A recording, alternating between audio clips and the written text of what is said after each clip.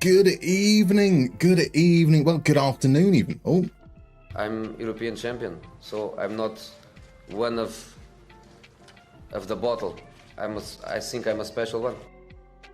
I think I'm a special one, but not in the kind of way that I think Jose Mourinho was saying, but rather in the special, maybe needs additional support kind of way. How is everyone this fine Friday? The weekend is upon us. The Champions League is just merely 24 and a few more hours away. Champions League, man. That was my next Dilly question. dilly dong, come on. Dilly ding, dilly dong. I hope everyone is doing really well. I hope people have a fun weekend coming up. What are people's plans? What have we got to look forward to in the final weekend of May? We move into... Is it June already? I mean, or it will be in about 2 days' time, which is absolute madness. I honestly can't get my head around how, like, we're almost halfway through 2025. It's genuinely mind-boggling. But how is everyone? Let's say hello. Let's say a proper hello, because we've got some beautiful people in this evening. We've got the glorious Blue Lions. We've got the exceptional Supreme Quan. Rabbits is here as well. Do I not like that? Do you not like what? Whoa, Quan, you should... I like having a little bit of Quan here, that's for sure. A little bit of Quan makes my life a whole lot better. As I say, we've got Jabbits in as well. We have the glorious Aaritalo. Tad is in over on YouTube, as is Yigit and Tibbo. Lovely to see you all, gents. I hope you're doing well. We have a little bit of Crudmo. We have a little bit of Crudmo in. We've got some GNG as well. Lovely to see you, gents. Triangles FM, thank you very much for the follow as well. Welcome on in. If you feel comfortable in chat, love to know who you're playing with in FM at the moment, who you support as well, but there is absolutely no obligation to chat if you don't want to. Feel free to lurk. Hungdamin's here as well. Welcome in, Hungdamin. How are you, sire? Lovely to see you. So Tibbo's good. Looking forward to the stream. AC Milan in real life have got back into business. Indeed they do. Massimo Allegri has been announced after a lot of... There's been a lot of... managerial news over the last couple of days. Conte is staying at Napoli. There was a lot of suggestions that he was off to Juve, and that I think we've got Gasperini possibly going to take over at Roma, which should be quite interesting too. And indeed, Massimo Allegri is heading on over to AC Milan, and Conceição, and the man of cigars, has not been kept on past his 6-month tenure. Bless him. Zerachal says dementia is hitting the old. It is indeed. Ulems is in. Welcome in. Yigit reckons that PSG is going to win tomorrow. Who do people think are going? Yeah. I'd love to know I'd love to know what your thoughts are. I'll be honest, I've really enjoyed Honestly, watching. I will love it if we beat them. Love it. I really torn because PSG and the whole ownership setup there doesn't enthuse me, but I've really enjoyed watching them play this season. They look fantastic under Luis Enrique, and I think they possibly, on sporting merit, deserve to. But at the same time, Inter aren't as questionable with their ownership setup. And Simone Inzaghi is a fantastic manager. They were really great against Barcelona. It was nice seeing expansive football from them. I really hope that it's going to be a great game. More than anything else, that is the main area. So Quadmo saying that his plans is that maybe that Musterman and the gang are coming around to watch the Champions League's final. Or had you forgotten? I hadn't forgotten. I remember that, but I want to know what everyone else's plans are. We have reinstalled Quad Mod. I am afraid. So Quadmo hopes that PSG wins as well. Triangles, long-time YouTube watcher here. Skin made the game a lot of fun for me again. That's great to hear. You've been doing a save with Rodez AF in France. Fantastic. And then went to Forest. How far into the save are you, Triangles, then? How did you get on? Did you manage to secure any silverware with Rodez, or has it been off to Forest before that happened? DM Basis has gone for a fuck PSG. Understandable. Zeratul, PSG will be up 3-0 until the 90th minute, and then Acerbi scores a double for 4. I mean, that would be an incredible final. I mean, I think everyone could get behind that. So it's me, Ronnie, is playing as St. Pauli in Season 2. Small team of wonder kids. You've got Arusa Aduro, Ratnik, Naipan, Odrago, Spittenmeister, and you're 4th in Season 1. Fantastic. Draw. So in Draw's opinion, he's going to say that it all depends on why can't I remember Donnarumma's first name? Gianluigi? I've forgotten. Is it Gian? It doesn't matter. Reckons it depends on Donnarumma, and I think that's fair. He has had some absolutely sensational games in the tournament recently, and if he wins, if he plays well, that's certainly going to help. PSG don't deserve anything. Get them right in the bin. They're not Rangers. That is very true. The DM Basis plans are to do fuck all. That sounds marvellous. Weather has turned to shit, so probably not much outside stuff to be done. Junk food and FM for my weekend. I mean, that sounds pretty amazing. I'll be honest, and I was going to raise this a little bit later on the stream, but I might as well say it now. I think that from next week, potentially, I'm going to push the start time back a little bit. Maybe to around 7 p.m. British summertime, because the weather is starting to heat back up now. We are starting to get that kind of summer feeling, and to be honest, it's a little bit too warm right now for me to be streaming. I have got fans on very low, so hopefully the noise doesn't interrupt the microphone, all underneath the table. My balls are going to be fabulous. The rest of me is going to be sweating. That is more information than you needed. That is for sure. So you've had lovely heat for about 2 months now. Driest year on record apparently, but it's meant to be very wet this weekend. And the sky is very black. Oh dear. Lord Lowy is in. Welcome in, my dude. How are you, sir? Lovely to see you. Don't clip that. I mean, do whatever you want. Right, shall we head on over? We can play a little mystery mini game, and then we will go on over and catch up on where we are currently with the save. So as is kind of the routine now, we're going to start with a round of Guess the Player. If you're new in, you haven't been here before, let me explain how this works. Really simple. Ignore that picture there. That is just a placeholder. As I say that, Crodmo rightfully just says Carlos Valderrama. It is indeed. Jan Collar's a much better guess. You're going to see 4 pictures from a player's profile in FM24, one after the other. You're going to see the positions they play in, then their attributes and traits, then their coach report, and finally the clubs they've played for.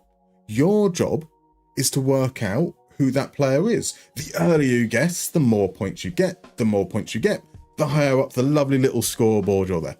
Now, just as a general reminder, this is in FM24 using the default database. at the start of the game. So a player like Joshua Zirkzee, for example, is still at Bologna. He hasn't yet moved to Man United in the world. So that's just something to be mindful of as we have a look through. So let's head on over to the first clue.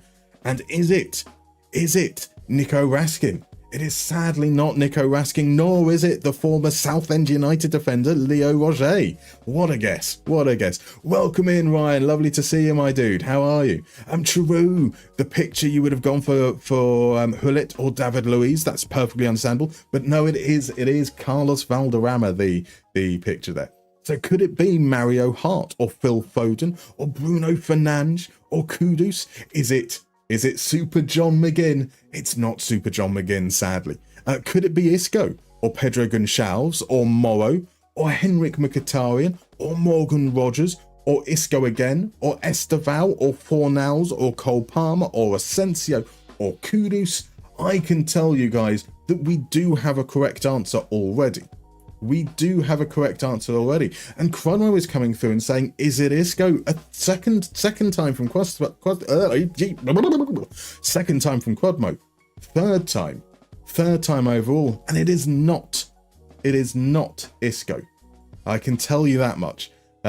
However, I think people might have guessed Isco because it would be a kind of, shall we say, thematic choice with Real Betis playing in the final on Wednesday. But it isn't. It isn't Isco. It isn't Cole Palmer. It is, in fact, a Real Betis player, and it's Pablo Fornals, which means a sensational 5 points going to Lord Lowry. Beautiful work. I thought many people might guess Isco. I thought they might forget about Pablo Fornals and we'd be able to sneak it in, but you are one step ahead, sir. That is some beautiful work, and look at the applause coming through. Zeratul, Hung Dem Min, Blue Lions, DM Basis, We are in Jabbit, Champions League, Quadmo. man. That was my next Dilly question. ding, dilly dong. Come on. Dilly ding, dilly dong indeed. That is sensational work. Yigit says it over on YouTube. Insane guess. That is brilliant work, sir. 5 points heading your way. And that means we can head on over to the game. Now, let me see there. Connor, you've said, it's you from the other day with the Derby save. You finished your Premier season on 14th. That's fantastic. Fantastic. Survival is brilliant, but very inconsistent season. I kept having to change my formation around to find the right one. That's fine. I mean, to finish 14th, in your first season back up, you've secured survival. You've had a chance to play around and experiment as well, and maybe you've managed to stumble upon something to build around. And now that you've got a season in the league, maybe you can bring in a few better players. That sounds fantastic, absolutely fantastic. So Lowry, you couldn't forget Fornals as a hammer. That's fair enough. That is fair enough. So Ryan, forgot the capital letters. The capital letters? What's the capital letters? I think I've missed something. Oh, what have I missed? So Jabbit, Frimpong is confirmed at Liverpool. Okay, fair enough. That's a great signing. I mean, how do non-Liverpool fans feel about that, right? Because, like, Connor Bradley has done pretty well. That's a player now coming in ahead that's going to potentially slow down Bradley's development. Do you feel that Bradley was never going to be the player that's going to be able to take those steps up anyway? Are you excited behind Frimpong, who, as Zeratul just says, can't really defend? I mean, Frimpong is a winger that has learnt to play in defence, which is fine. That's a perfectly reasonable route. He's the anti-Gareth Bale, a fullback that couldn't defend, learnt to be a winger. So we'll see how it goes. I think it's a really exciting signing for them. Definitely a more traditional right back in that he likes to stay wide. He likes to provide that with exceptional pace. Should be quite exciting. Crudmo's happy for if they've got a player that doesn't defend. DM Basis is raging as a non-Liverpool fan because you like Frimpong. That's fair. I do not, however, like Liverpool even a little. Merckx reckons they should give a chance to Bradley. Jabbits is excited. Blue Lions thinks he's no Reece James. I mean, Reece James couldn't even get a start in the Conference Cup final. He was benched in favour of a pretty poor Malo Gusto, to be fair. Granted, he did come on at half-time. So Javits reckons Bradley will still play. Aaritalo thinks he's a good signing. Kwan says he's now has a decoy runner every time. Exactly. Bradley has injury issues, says Michael. That's fair. That's fair. Right, so where are we currently? We have arranged a couple of transfers. Let's hide the inactive deals. We have agreed to sell off Beraldo to Barcelona for 60 million euros. We have Matteo Ruggieri about to leave for Chelsea for 50 million euros. It's not the statistics. It's not the statistics. You tell me, how do you measure somebody that could balance a balloon in a wind tunnel on a needle? Oh, Johnny Trotter, what a gentleman you are. That is 8 months subscribed. Is it the statistics? I don't know. Is it the statistics? Welcome back, sir. Lovely, lovely to see you. Thank you very much. So Jabbit says because he plays games and not on the... It's not the statistics. It's not the statistics. You tell me, how do you measure somebody that could balance a balloon in a wind tunnel on a needle?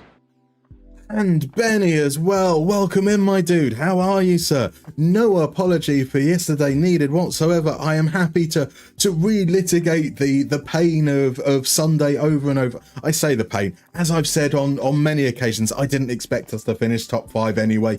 It was pretty amazing that we were even still in the conversation. But if you guys aren't following Benny, give him a lovely, lovely little hit up there. A wonderful, wonderful streamer and an absolute gentleman. So I was catching up. Jabs, you said he's no Reece James because Connor Bradley does actually play games. That's fair. I mean, James has been okay injury-wise this season. I only think he's missed like 20 games or something. So yeah, we've got Ruggieri about to leave as well. Coming in, we've got bids out now for Albert Navarro, pardon me, and Cole Palmer. Jens Cajuste is a player that we agreed back in January. So we're starting to take shape. Albert Navarro is a former Milan player. I didn't notice that until I loaded up the save earlier on. So he was actually sold, I believe, by us.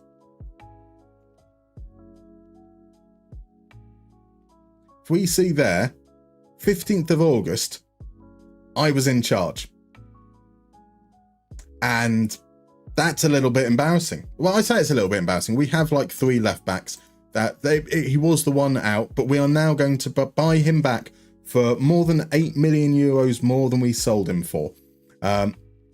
He's potentially arrives with Cole Palmer as our option as either a right-sided inside forward or as a false 9. He's had a pretty good season over at PSV, 13 goals, 9 assists, is pretty solid. He's been really good as well, 10 and 10 the year before. I think he's going to fit in with what we do, which is going to be quite exciting. Now, we have a few days coming up before the transfer window opens. So we're still trying to get rid of as many players as we possibly can. We've still got... Oh, there we go. There's the Ruggieri one dealt with. We've still got Bove. We've still got Nico Gonzalez. We've still got Malik Thior. We've still got Elena Kana and Rafael Leao. And kind of on the 28th, we're going to be looking to offer them out, hoping that we can get some bites in time for the July 1st transfer window. And that's going to define basically what we do from there on in. Hopefully, we'll be able to bring in some more players. So Merksy, you've got ideas for a goalkeeper for Everton in the 25-26 season in the Championship, by the way. So that's a very, very good suggestion from Crudmo there. Bailey Peacock-Farrell is a fantastic goalkeeper. Really, really good at that level. If he's available at a decent price, definitely worth it. There's a couple of players that I've seen that are quite good for that level. There's the guy at Middlesbrough. Is it Seny Dieng? I quite like Seny Dieng as well, and he usually is quite cheap. As is Jeffrey Deplonge. Is it Deplonge? Or it might be Delanga. I'll see if he's still in the game here. Jeffrey. It's not the statistics. It's not the statistics. You tell me, how do you measure somebody that could balance a balloon in a wind tunnel on a needle? Oh, Ryan. Ryan, thank you very much for the subscription. That's 2 months. That's incredible as well. Very, very much appreciated. So yeah, Jeffrey DeLanga, he's usually available for sort of around that 100,000, 200,000 pound mark. Consistently performs well when called upon for Go Ahead Eagles. I mean, we can see in this save as well, like only just conceding more than 1 goal a game is pretty decent. A bad-ish season there, but otherwise really, really solid.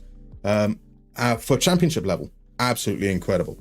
So Matthew, you've got a question about reputation-based signings. You're looking at Malcolm on a free, no data, just his 4-star scout report and suitable wages. In your saves, would you take the plunge? I mean, I tend to avoid, well, there's a lot of questions here, Matthew. One, what team are you managing? Because Malcolm, if you're saying that he's at suitable wages and he's willing to join a team like Chesterfield, dear God, yes. Dear God, yes. If you're asking from the perspective of, say, you're managing a team like Man City, my question would be, is he really worth it when you've got data from other players potentially? Other players will be able to tell, you'll be able to know whether they'll fit your system and whether they'll be good. And I wouldn't necessarily feel that it's worth going for all that. So Zerachul suggests Nikita Heikkinen.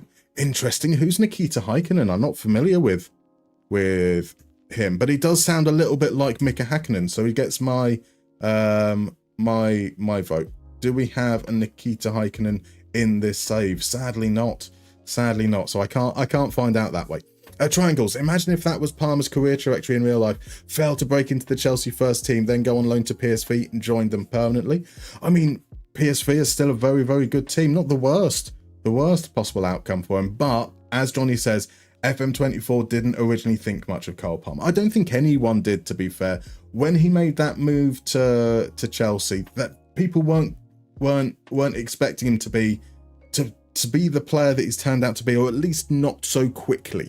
He'd had moments where he'd looked okay for Man City, and yes, it was a bit of a surprise they let him go, but I don't think they were expecting him to step up quite that much. So Palmer at PSV, interesting universe here. Hopefully soon it's going to be Palmer at AC Milan. Right, Navarro, we've got that confirmed. Brilliant stuff there. Tomorrow we do the offering out. So Pinder, you're with Standard Liège in Belgium, 18k per week. Got to get him, haven't I?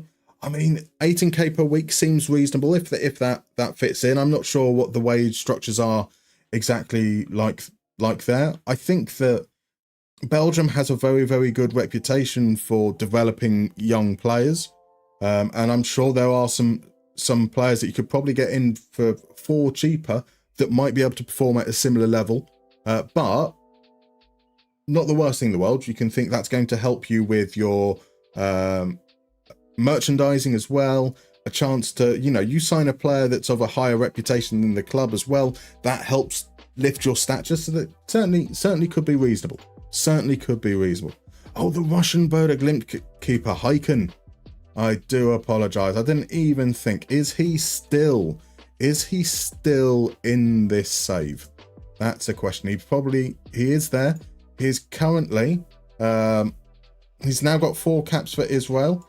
He has been released. He hasn't had a club for a year now. He left Viking. Yeah, I mean, I've not used him in game, so I don't know. But there's a suggestion. Nikita Heiken. So he might be saved in your. Not quite.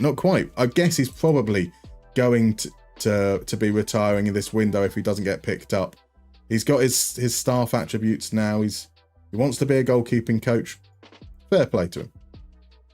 Right, tomorrow is when we get these guys offered out. So suggestion for James Beadle or Matthew Cox. I'm not familiar with either of those either. So Carl Palmer doesn't think much, full stop. Oh, bless him. But it's true, isn't it? It is true. Oh, the ball-winning attacking midfielder has been transfer listed, 12.5 million euros. Now, I'm not sure he's necessarily a player that we need at the moment, but worth keeping an eye on. We've now moved to the 28th, so let's get these players all offered out. Right, we'll start with Elena Kana. Barca are back interested again, which is cool. There we go. 75 mil. Perfect. Rafael Leao is the next one. Still got interest from Saudi Arabia. And we can get bids coming in that way. That's good as well. So Nico Gonzalez, we've got lots of interest there. I want to double check on the values. No one's, or not, there are enough teams that are interested that aren't saying they can't afford him. So let's try and get Nico out there. Al Hilal, willing to pay the 75 mil. Nico's uncertain about joining.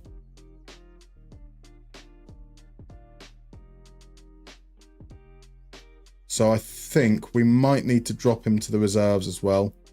Same teams are interested in Bove as well. Let's see. No one's willing to bid on him right now. So we'll wait until the first. We'll drop his price down. We'll wait until the first. I did transfer this Baleari just as I loaded up today as well. Because thinking about it, we've got Profundi. We can get rid of him. Considering he wanted to leave. So let's see if we can get bids from Birmingham. Marvellous. That can do. Beraldo we've agreed on. Malik Thior. Can we get bids in for Thior? We can indeed. A few clubs are interested in signing him. Marvellous. Just the one team. It's still... When we did this the other day, Brentford weren't going to bid. So let's see. No, they're not. I'm quite happy to keep Thior around. He's on a slightly lower wage than the rest of the players. He's on 225,000 euros. That's still high, but compared to Ruggieri, who's on like 300k or 325, at least that's slightly more palatable. So Joe Shields is a fortune teller. There's a statement. Ryan, got to be the ideal player for big clubs. Has no thoughts, therefore feels no pressure. Oh, Cole Palmer taking a lot of strays right now. He's a slightly brighter Ross Barkley. Oof, oof. So how's he getting on in the save if he's still in? Matthew, I very strongly doubt Malcolm is still going. We're now quite a long way. We're 9. This is season 10 coming up.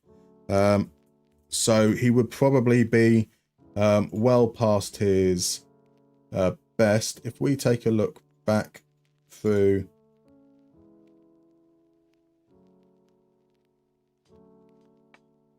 Not seeing his name come up on any of these so far. So let's see if he was released.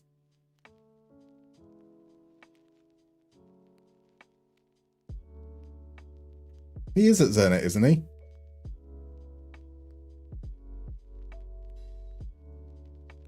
Should be at Al Hilal. Fair point.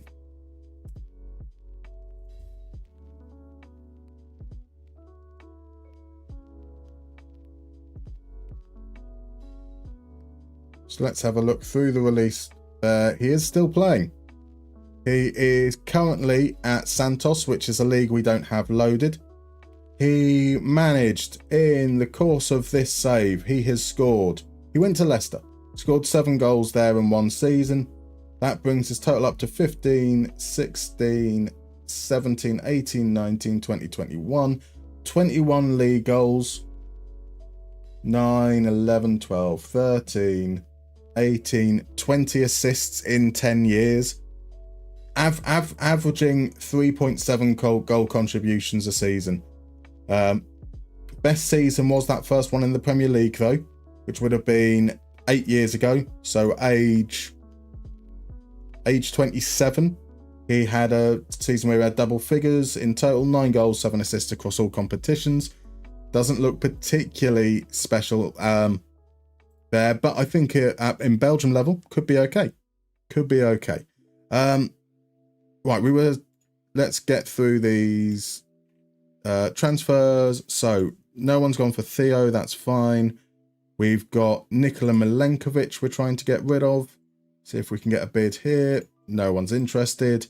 And then Stefan Bajic to Torino, hopefully.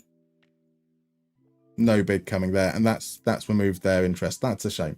But Elena Kana and Nico for 150 mil, that could be quite handy. Bugger off Norwich. You're not having Profundi. We need to keep hold of them. So Ulems, you were watching the Moneyball Everton video yesterday. Wanted to ask how you arrived at the average wages for each position. The maths was intriguing and overwhelming too. I do appreciate that it can definitely be overwhelming. I mean, at the same time, I don't think I'm going to be able to describe it whilst on stream in any way that's likely to be easier to understand than the video. So I will try. I just don't feel very confident on that front. The process is that we want to work within a third of the top teams. That is the same margin that the Oakland Athletics wage budget was compared to the Yankees, I believe it was. So they operated at about a third of the budget back in the Moneyball era, and that is dictated by the market size. So the Oakland Athletics weren't a team that had a lot of money to be able to compete in the same way, whereas we're putting that constraint on ourselves. And then I used my estimations of players' playing time to guide how much of that budget should be allocated. So we took a look at what the wages were in the Premier League in my save at that point. We used that to understand how much should be paid on average, or how much is paid on average to a right back, to a centre back, to a left back.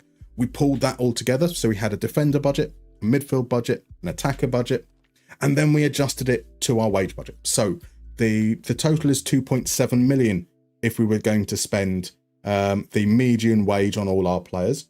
However, we've got a budget of 1.25 million. So we divide by 2.7 times by 1.25, and that's how we work out our margins there.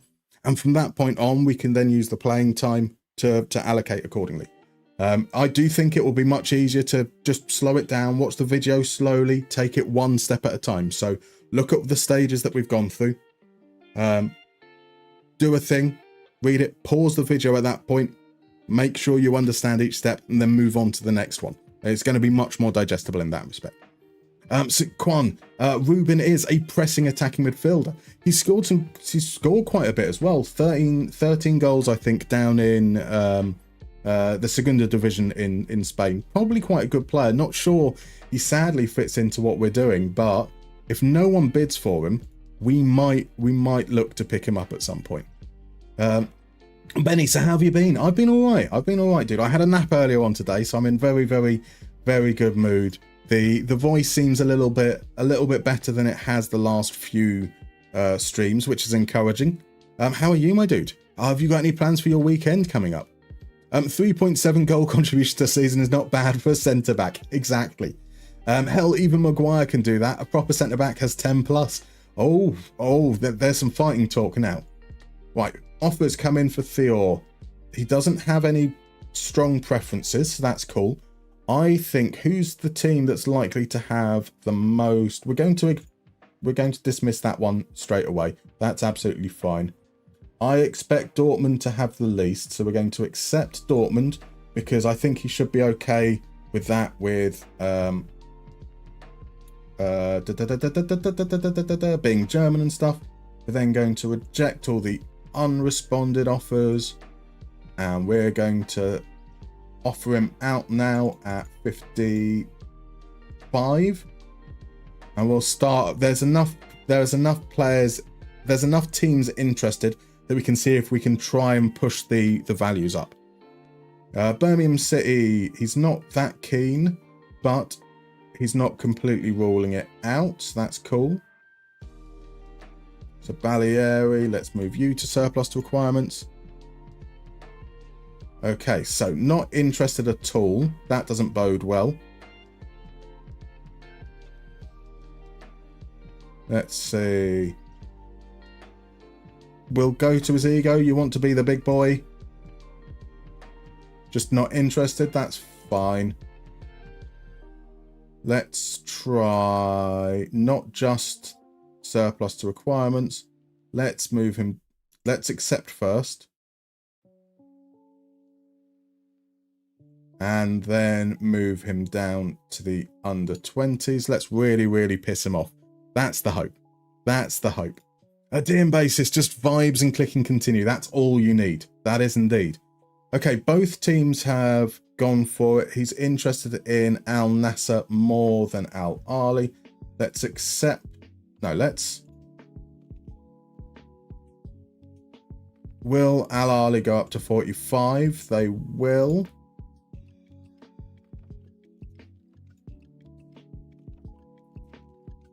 I don't think they'll go higher. Let's try 47.5. Okay, they did go higher. That's cool. So we're actually going to reject from Al Ahly. Because we accepted, I'm going to wait until I press continue and then offer him out for a little bit higher. He wants to join Barcelona, so let's try pushing up Valencia. Valencia aren't willing to go higher, so we'll do that with Barcelona. We'll accept 75 million is great. Let's get you on surplus to requirements. Let's get you on surplus to requirements. Is that all our bids there? That's cool. Palmer's going to sign. Brilliant. Contracts expiring. Clauses expiring. That's all good. Cool. We're doing all right. That's cool. So wake me up when the old man stops rambling. I'm sorry. It's maths. It's maths. I'm trying to be as reasonable as possible on it. Everyone spam the soundboard to interrupt.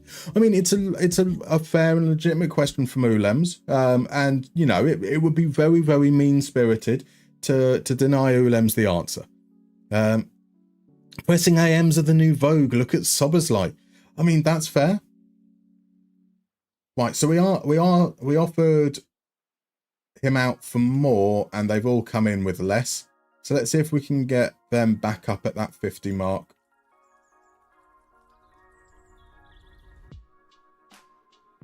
No, you're going to be rejected. Barca are splash. We thought that Barca were going to be a lot less, to be honest. Because they've already bought Beraldo. We thought that they weren't going to be able to afford Beraldo and Elena Kane. And it looks like they could potentially, afford Thior as well, which is crazy to me. So what was the players I wanted to offer out? I wanted to offer out Rafael Leao at 47.5. I want to... We didn't get anyone bidding for Bove, so let's try... I'm happy with 55 there. Let's drop Thior's back down to 50. We'll give it a continue as well, just to give the game a chance to update its potential interest in that. That's the hope. Woke nonsense, every player should be pressing. That is very true. Very true.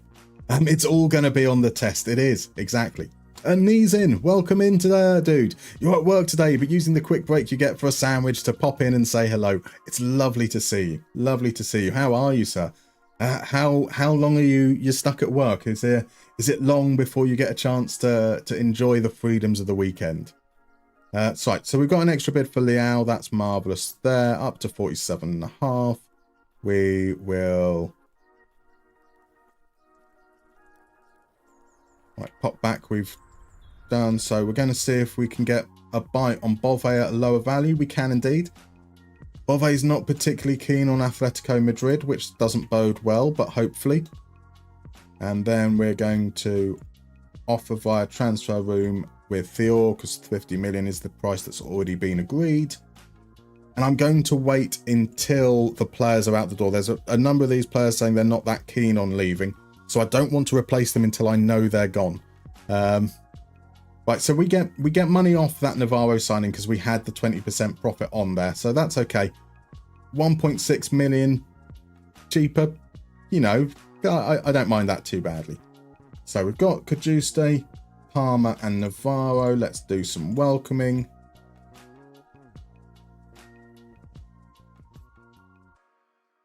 Beautiful stuff. Elena Kane, apparently Newcastle are interested. Dortmund have made an offer. Potential value is higher, but we'd have to wait for him to play 50 games for an extra 5 million. So 59 million, it's not worth it. That's not a good offer to me. The only team interested in bidding for Bove is Inter.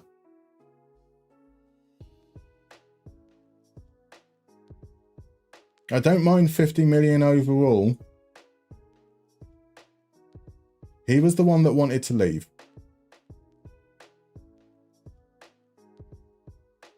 Yeah, let's do it. But you've got to give us... Right, so 50 million plus 5 million in bonuses. Wow, you pulled out over that. Screw you. Screw you. So triangles likes AMs who are very good in the pressing output and stats like distance run. That's fair. At this point, it's all over. You just need to write your will and choose a plot of land. You're not that old, Aaritalo. I mean, you are. You are very old. Very old. Lord Louis, is the 400k per week the main reason for selling Elena Kana? Exactly. Every player that's on 300k a week or more has been actually, every player above 200k a week has been transfer listed. However, as we're not getting bids coming in for Theo, who's the only one of remaining that's under 300, he might end up sticking around. Panji's in. Welcome in, my dude. Welcome in. You're doing a new save right now at 1860 Munich. First thing you saw is 0 transfer budget and 99k payroll. Do you have any advice? Sign cheap players and loans. Exactly that. Exactly that. Crud, my work with the players you've got as well. Like, it's your best chance to learn the players as well. Sometimes it might push you into giving young players a chance. So you're thinking of going for a 4-2-3-1 or 3-4-3. I mean, yeah, as Aaritalo says, both solid. Depends on your players. Back threes are cool though. Back threes are definitely cool. At night and you've got 4 hours more. Then it becomes the weekend finally. Oh, okay. Hopefully those 4 hours go quickly. Daniel Booser. They are offering to pay his full wages and to be a starter. We will accept that. Now, I did move a couple of young players up into the senior squad. Daniel Booser here. He's slow. He can't dribble. But I thought that maybe there was a chance he could get some playing time in the season coming up. But if someone's willing to cover his wages, I'm quite happy to get him out there and we can look to sign players there. We've got the bids coming in, 50 million. Right, Blue Neri. Al Ittihad, no, but we will accept the ones from Bayern and Tottenham. We did already move him down surplus to requirements, didn't we? Beautiful stuff. Araujo has won the Portuguese Second League Player of the Year award. We're probably not going to sign him as a backup left back. So let's have a look at the young players I've moved up a little bit and see where we are there. We have a player called Alfredo Paolini. Alfredo Paolini is a 21-year-old complete wing back on the left.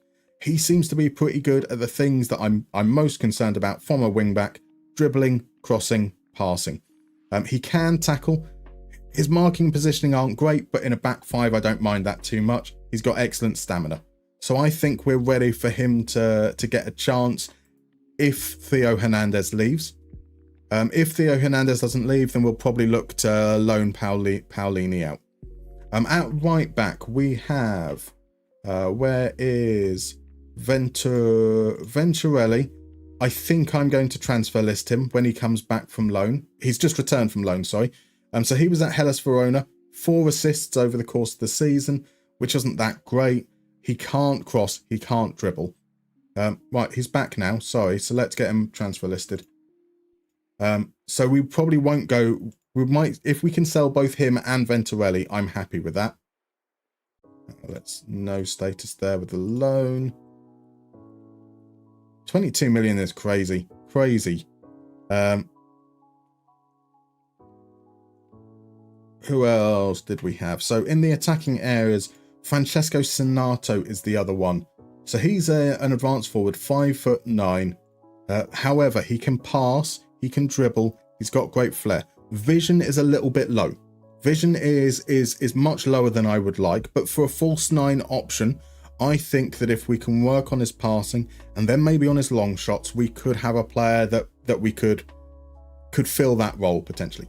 I'm not certain, but I'm hopeful, especially with Daniel Booser now being loaned out. I think, in fact, I'm going to make sure that I say, let's not allow you to go out on loan.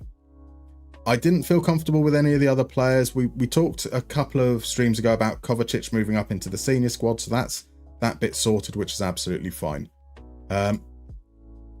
Let's get the asking price down on these guys. Torino weren't willing. Let's go at half of what he was. So from 7 down to 3.5. Where is Milenkovic? We'll do the same here as well. If he's not happy with it, then I don't imagine other teams. Let's drop that down to 2.5 and see where we stand potentially. So have you seen the new Suarez and Messi Uruguayan team, Deportivo LSM? I imagine LSM being the RB of South America one day, maybe. I hope they're not the RB of South America, because I'm not a big fan of that Red Bull model, and I'm not a big fan of multi-club things. But it does seem quite interesting that they are branching out into team ownership. I'd be keen to see how they do, whether it ends up being something that they take a really active interest, or whether it's just seen as an investment opportunity that, you know, is just more. Is it going to be akin to Salford, or is it going to be akin to, you know, something like the Inter Miami project with Beckham? So we'll see. Back threes are so not cool, says Crodmo. Shh. We do love wing backs, not in a back four. Not in a back four. That crosses on old men that can jump and not much else. Exactly, all we need is just lob it in the box. So Zerachul's looking forward to the new Retro 86-87 database. Indeed, that's out today, I believe. Wonderful work by the glorious mad scientist. So if you're looking for a new save to start this weekend, definitely worth waiting for that to be released publicly and give that a try. So he can't dribble, but great at shooting. Useless. Friendlies. I've already arranged friendlies, so we're going to reject all of these. Clubs in Italy release players. Ooh. I do like Reinders. Worth bringing him back.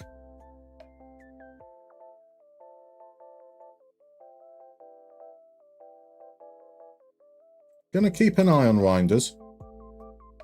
In fact, let's have a look through what we've got going on here. Let's just see who might be available. Now, these players won't have come up when we're looking at performance. They might not have been there because they might not have been playing enough. So there might be some options that we could see that would fit us. Maybe not at all. So we'll see. So triangles, for you at least, back three tactics don't work as well in lower leagues and FM because you need very high quality wingbacks. But if you have good natural wingbacks relative to the league level, it can work. It is very, very dependent on the wingbacks. That said, they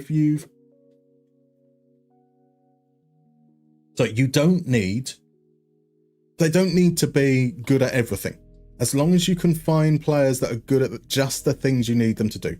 So you need them to have stamina, you need them to cross, and that's it. They can be good. But finding those at a lower league level is quite tricky. So Panji's going to go for Bayern Munich on the retro database. That's a fine suggestion. It is this week. It's on Patreon currently. Indeed it is. So Benny, so I asked you how you were and then immediately got a call you had to take. No worries, Benny. One, apologies that it takes me so long to reply. But yeah, no, I'm good. I've had a nap before the stream, which is the most important thing. The Champions League is coming up this weekend and we're all good. How are you, sir? Have you got any plans for the weekend? Right, Nunez. Nunez did come up on our search when we were looking via performance data, but it was in a league that doesn't matter. He was on something like 1.2 million euros per week.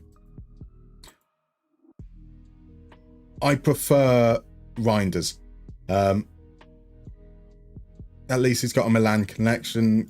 Conor Gallagher doesn't excite me. Sam Riches is a right-footed right winger that I think we did look at and decided he wasn't great. Yeah, he was underwhelming at Switzerland. We did look at him before. Vitinha. Akhtar Koglu has been at Real Sociedad, didn't play, so that's why we didn't look at him last time. Before that, so doing okay at Real Sociedad and at Newcastle the last couple of seasons before that. Certainly likely to be on the decline. So he's lost his pace, that's understandable. Good vision, good flair. I'm going to keep an eye on him. Possibly an option with Rafael Leao going.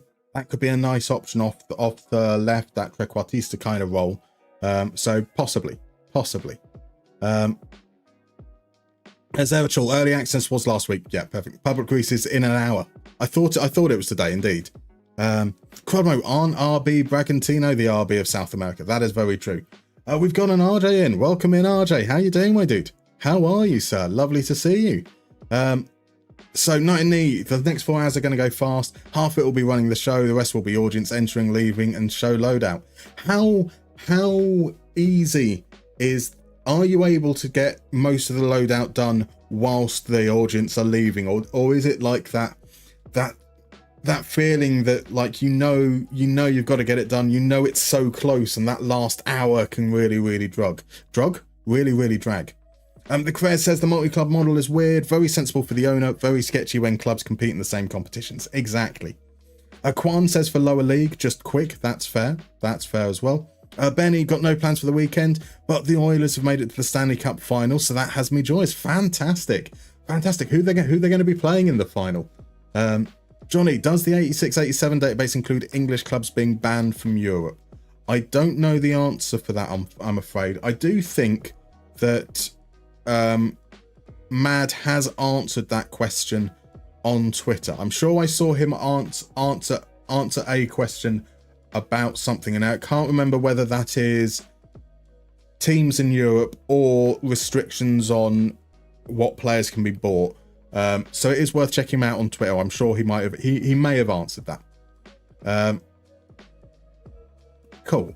Yeah, I don't mind keeping an eye on that. Alexander Izuk, how is he in terms of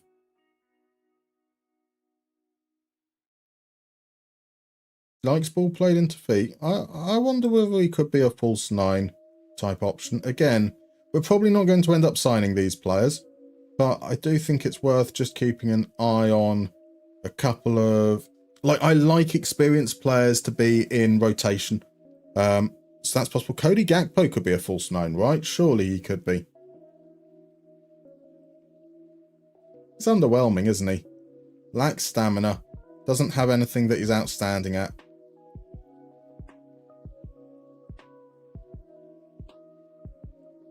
Well, Yathabal definitely could be, but at 35... yeah, he's just Gakpo, but slower. So keeping in mind that none of these players otherwise came up as a big sign. I do like the Bermuda Federation icon.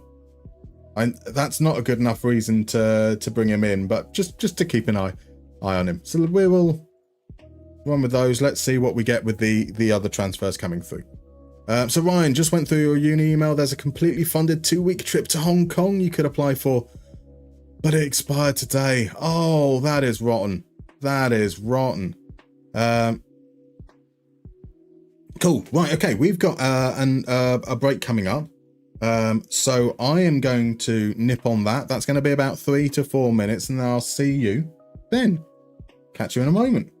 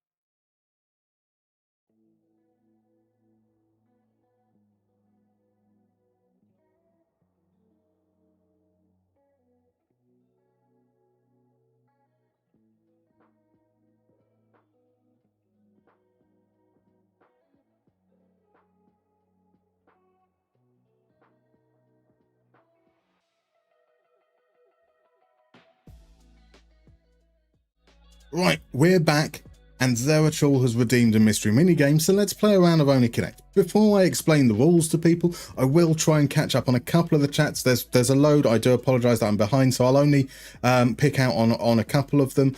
So Pulong, you ask about how to see the stats of previous seasons from a player. You'll need to load up a previous save. You need to go back to an old save, and that's how you can see stats from previous seasons.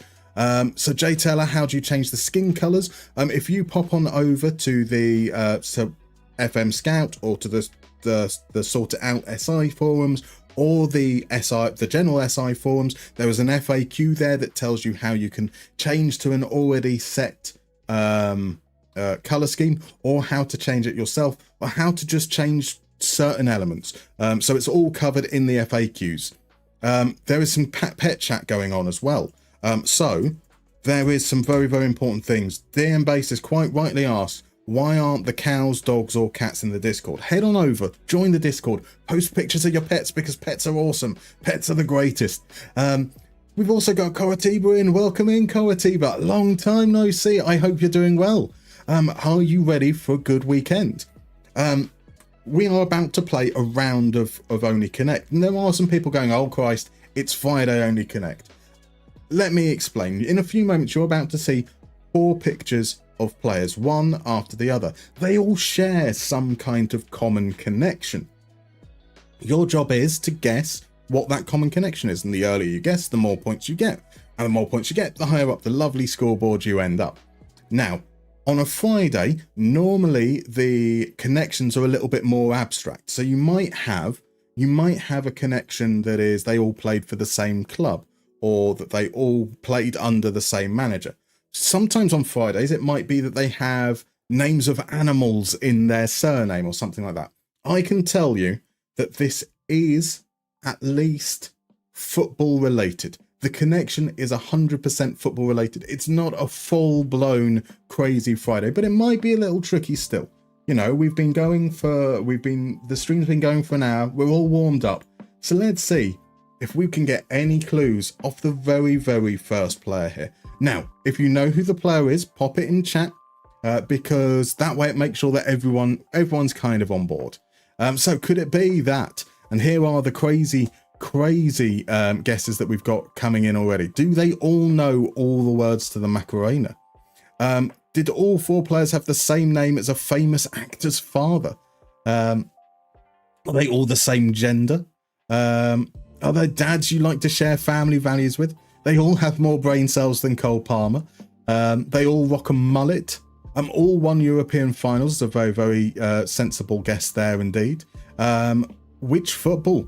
NFL, Aussie rules, Gaelic football. That's a fair question to ask. So we've got some more proper guesses coming in. So we've got Champions League winners as a player and manager. They've all headbutted another player. They all have names of animals in their surnames.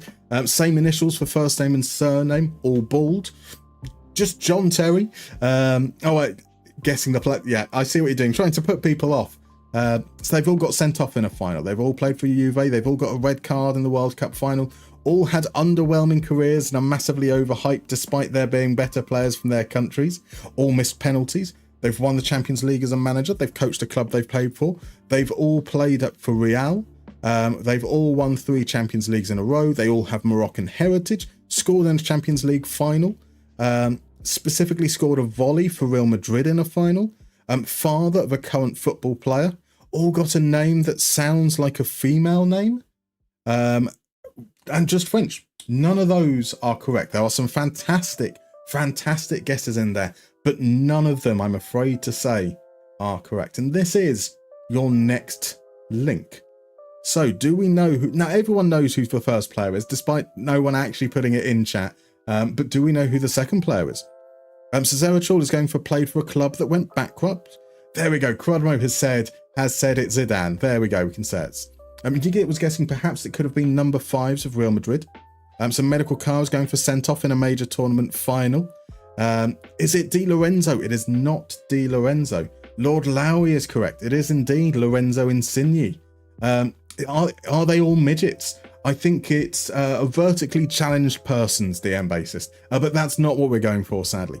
So, is it players that have all played in Italy? It's not that. Is it that they've all won the Euros? It's not that either, I'm afraid. All won league titles in Italy? Sadly not. Played with or managed by Conte. Draw has gone for scored a winning goal in the Euro quarter-finals. Those last two guesses are very, very fine. Sadly, they're not right. Have they all played with Hamsik? Or is that a guess that it's Hamsik? It is Insigne if it's not. So all live in the same continent. I mean, actually, that's not going to be true either. Attacking midfielders all have Z in their first names. Is there an MLS connection, perhaps? All born in June. These are all very, very fine guesses. Sadly, we're not there yet. Let's move on to the next clue. And we have this chap here.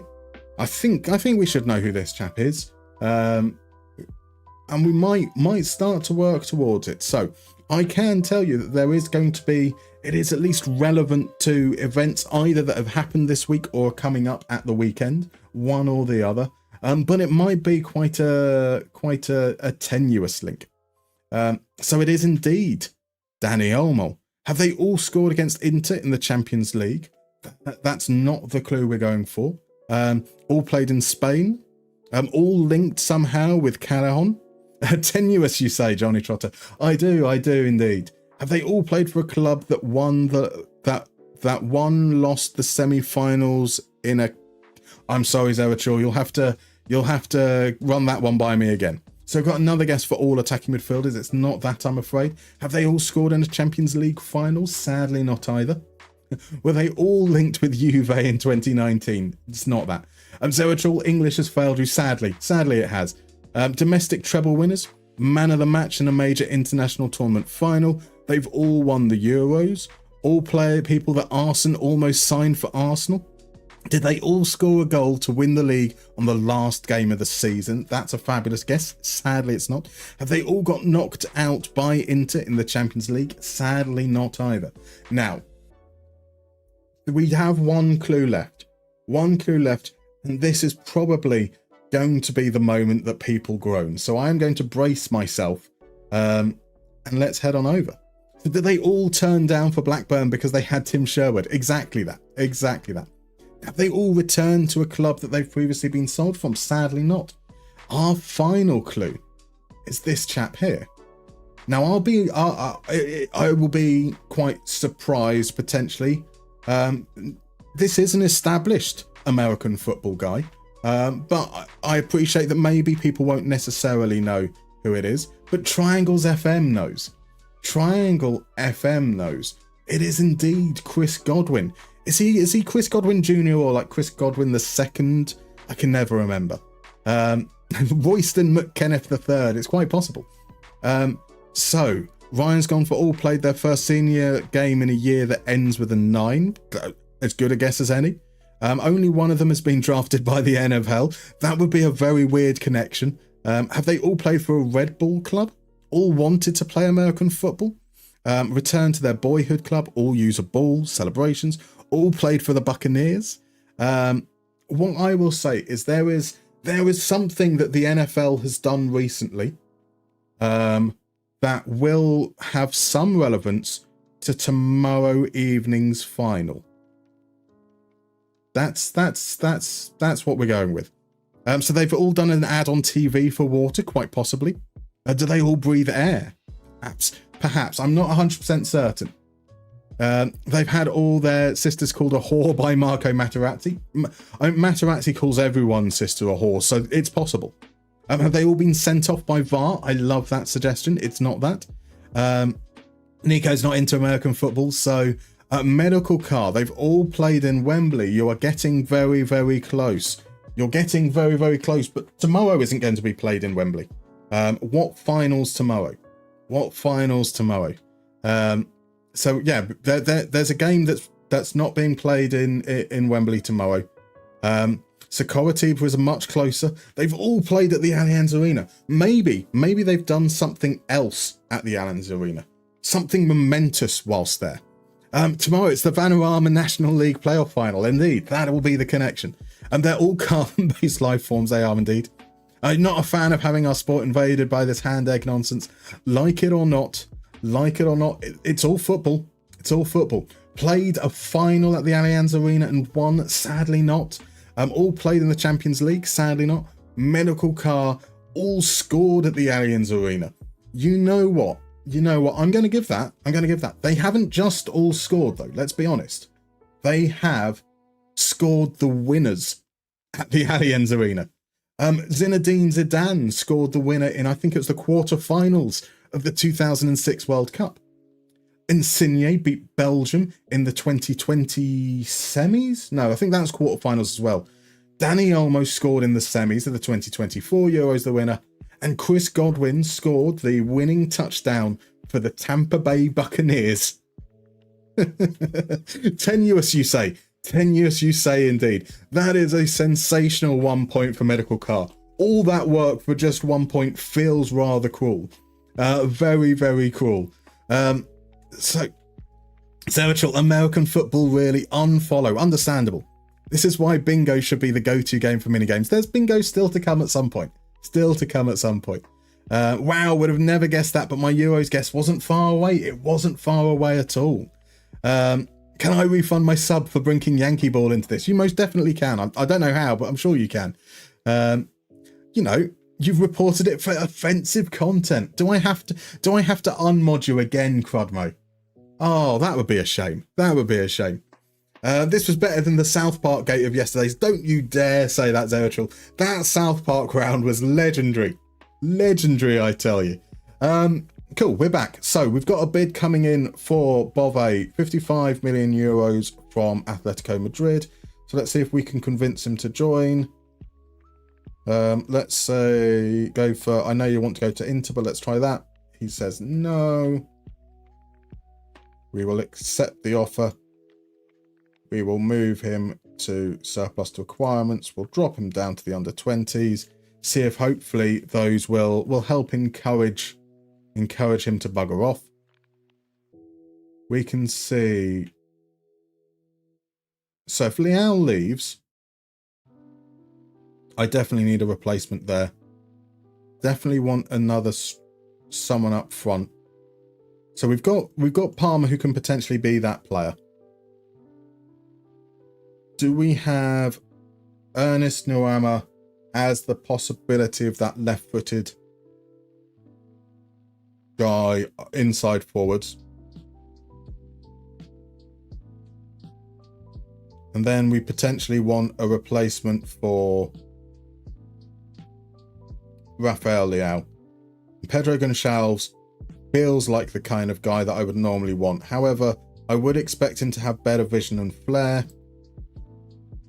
So I'm not necessarily certain on that. And Aktürkoğlu is actually younger. He does have the vision and flair. Who's bidding for Aktürkoğlu? Toulouse. Which isn't the most encouraging sign in that regard. Hand egg involved, eyeball convos. I'm sorry. So calling football ball is a worse sin than involving hand egg in our stream. I agree. It definitely. I mean, it's no different to rugby football, right? Right. Right. It is DILF day, so we're down for dad jokes. That's fair.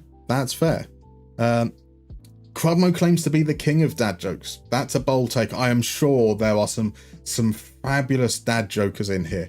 Let's hear your best dad jokes. Come on, let's see. And also, I am quite happy to time out Crudmo if he puts in too many dad jokes. That's all good. Ryan, you've just conceded to a 15-year-old to lose second place. That is tough. George, king of bad jokes more like. I believe so. So let's see. Here we go. Crudmo got fired from his job at the keyboard factory. They said I wasn't putting enough shifts in. Shh. I've realised it's very much old man yells at cloud nonsense, but the terms ball and ball knowledge genuinely infuriate me to the point that I'm actually ashamed by it.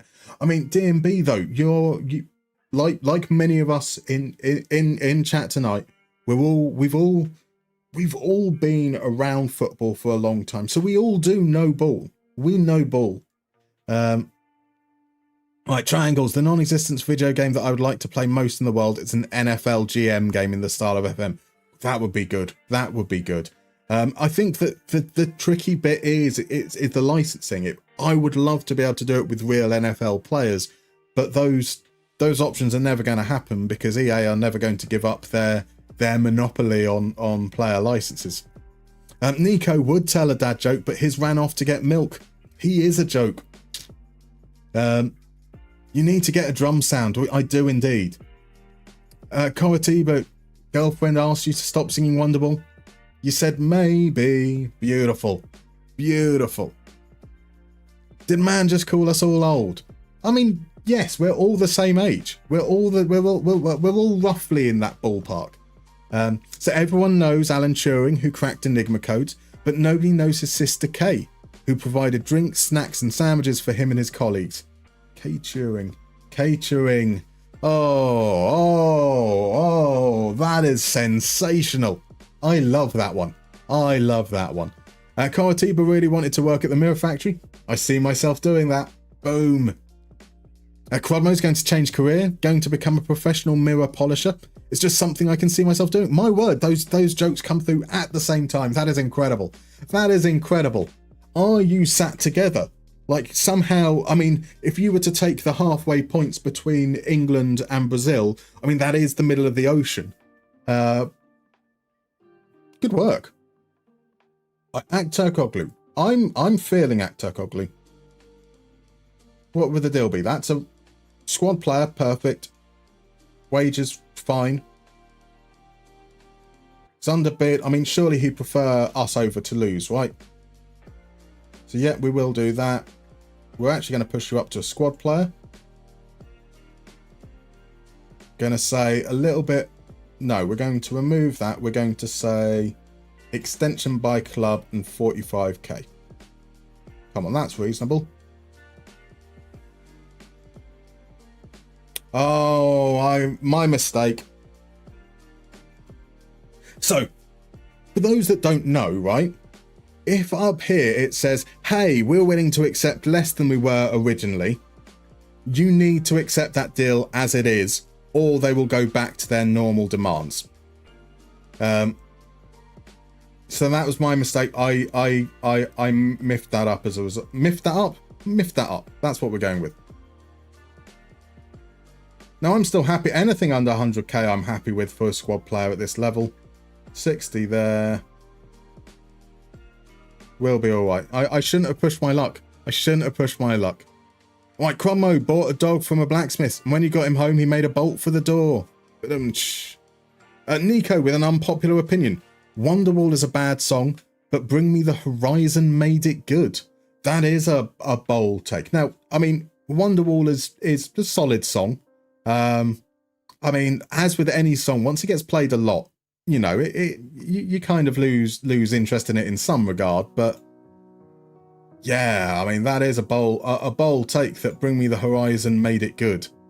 Azerachal had a quiet game of tennis today. There was no racket. But Kizo, welcome in, by the way. Kizo33, thank you very much for the follow. Ryan was playing Football Manager on your PC when you was offered the Man United job. Knew it was a poor squad with no future, so I declined the offer. I then put the telephone down and returned to Football Manager. Everyone used to think that Botox was a taboo subject, but if you discuss it today, nobody raises an eyebrow. Boom. Love it. Welcome in, Nick. How you doing? You have arrived in the middle of dad jokes. DM basis, what did the Spanish fireman name his two sons? Jose and Hoseby. Beautiful. Right, Blue Lions. Dad was hunched over the laptop at 1 a.m. Eyes bloodshot. Mum walked in and asked, are you still on that game? He didn't look up. I'm not playing a game, he said. I'm saving Wrexham from financial ruin using a Gegenpress and a 17-year-old regen from Slovenia. That is far too real a story. At DM basis, Bring Me the Horizon made nothing good ever. Bracket, sorry. Now, I'll be honest, like, I get that I'm not the audience for Bring Me the Horizon, right? They very much feel like they are the litmus test for me being old, right? I'm sure if I was 13 now, I'd love them. They would probably sit in the same position that I hold reverence for the grunge bands that I like. But I listen to them and I just go, meh. So I just think it's an age thing. I think it's an age thing. Koatiba, you love chats, but you should never trust a cheater. Very true. Where's our stand-up comedian when we need him? Indeed. Sadly not here. Let's have a look at what we've got here. So Palmer, Carmona should be over on this side, really. So that would be a right-footed option. Sonato is not left-footed, so we'd potentially have Xerxes, Sonato up front, Bonato and Kerem off the left, Palmer and Carmona off the right. So one more striker would be good.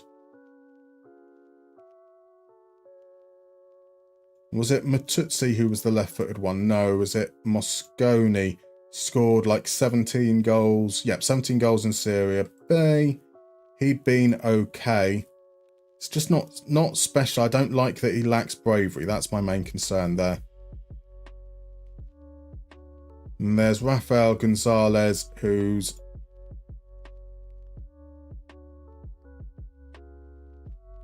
Do we look at... Looking at Alexander Isak, I like that he likes ball played into feet. I think that would make him quite a good option as a false nine.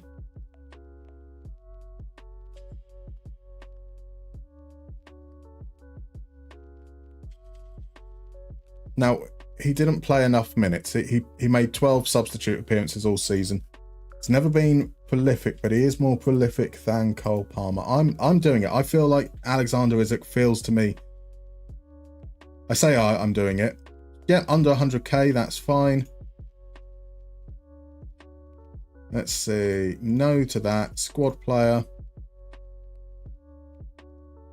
Say 75k. Bring that down a bit.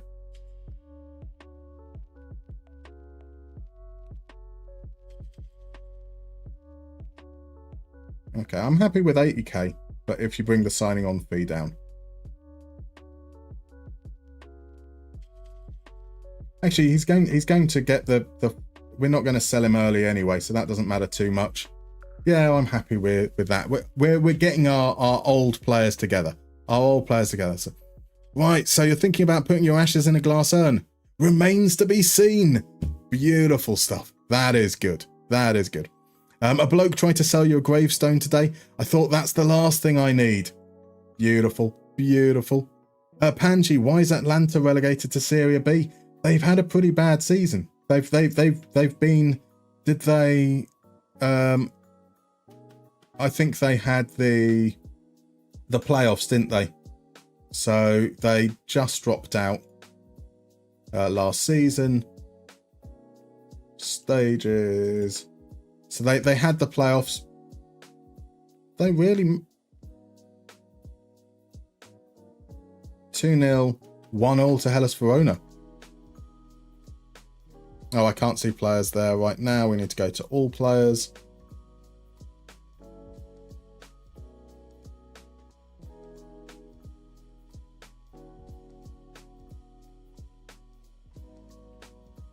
Let's filter this by senior squad.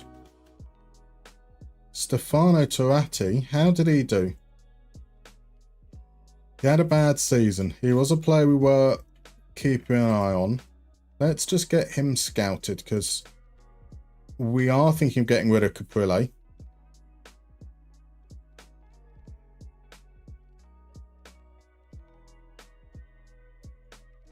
Cool, we'll let that go. We will let that go. So Alfie, not to be that guy, but their old shit was good, up to and including Sempiternal. After that, you think they fell off hard? Fair enough. Ryan, unpopular opinion, really don't get the Oasis love. Every song repetitive, and if you listen to one on its own, lonesome, just feel they all drag on. I don't think all their songs are terrible, just think overhyped. I think they've very much captured a moment, would perhaps be the politest way of putting it. Let's say Noah Lanyao. What are we saying here? Serie A level could improve. No real need to get him there. Right, 38. That's 50 million, isn't it? That's 50 million. We are going to accept that offer.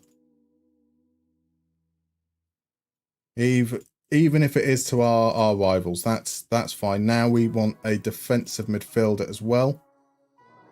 Do we go back in for Ricardo Roca? I think we do.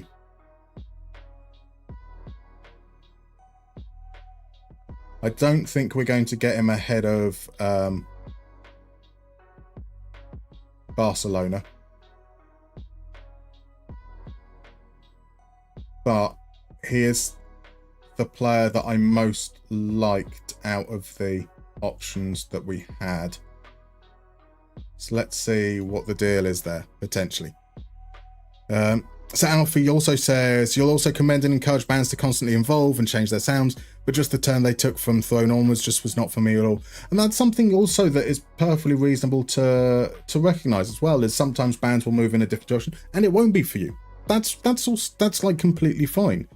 So Dan Basis once gave up your seat on the bus to a blind old lady, and that's why I'm no longer a bus driver. Beautiful stuff. Beautiful stuff. Yigit used the 3-4-3 like that at Lyon, finished second after PSG with a 4-point difference. Pretty good tactic. That's good to hear. Blue Lions likes Oasis, but the Beatles are just so much better. Oh, Johnny Trotter with the dad pun of the day, the unpopular opinion about Oasis. Definitely, maybe. Indeed.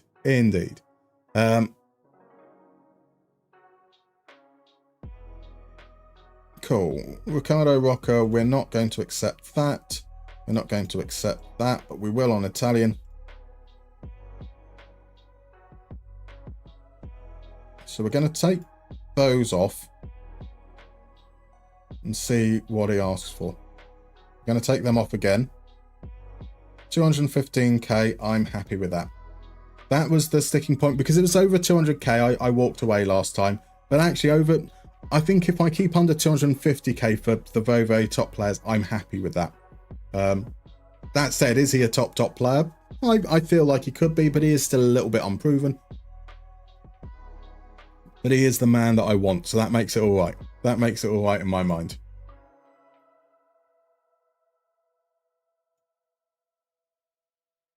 Now, I am behind. I feel bad if I've missed out on a load of good dad jokes there. I'm going to try and catch up some. Squamo, got fired from your job at the calendar factory. All you did was take a few days off. That's solid. That is solid. Let's suggest there. I'm happy with that. This is Boost. Yeah, no, it's Sonata I want to keep around. That's fine. Nico, False 9, haven't played that all year. Have to try it out. I do love a False 9. Part of the system as we're in Italy is we are incorporating the diamonds. So we have a False 9 that drops deep. We have a Libero that steps up to create that midfield diamond. So we have been playing with a 4-4-2 diamond. We have this version with a 3-4-3. We have another 3-4-3 where we have two strikers up there as well, but still with a False 9. I don't care about those there. So Dan Basis hated Britpop when it was a thing, so I'm not going to change my opinion now, but they're shite. See, I was never big on Oasis. I quite... There were some albums that I think are okay. I do, though, quite like a few Britpop bands. Give me a little bit of Suede. I mean, I was in a music video for Suede. Give me a little bit of the Blue Tones. Give me... you know, some of the slightly more weird and on the fringes of the Britpop stuff, 100% in favour of. Blur and Oasis, kind of quite happy to ignore them both. Like Cardiba, Beyonce is refusing to hire roofing companies that aren't woman-owned. She hires only shingle ladies. Beautiful stuff. Beautiful stuff. Right, we need to rearrange a friendly there. Leeds have come in with a bid for Baleari, and we will say give us the full amount. That will do nicely. Lembo. Don't see any reason to accept for youth players. We'll keep them around as long as we can. And there we go. Rafael goes for 47.5 million euros. That will do nicely. Oh. Roca rejected Barcelona. I didn't expect that. Marvellous. If Bove now rejects Inter Milan, that might be a bit of a bugger, but that's all good. We've got a player that we wanted, so that's cool. I really didn't expect that. I need to sort out that friendly. So we're going here. That was Ajax before. We're now going to play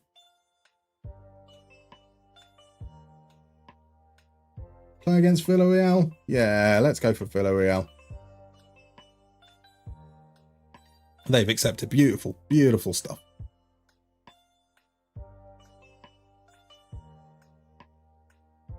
Let's have a look here.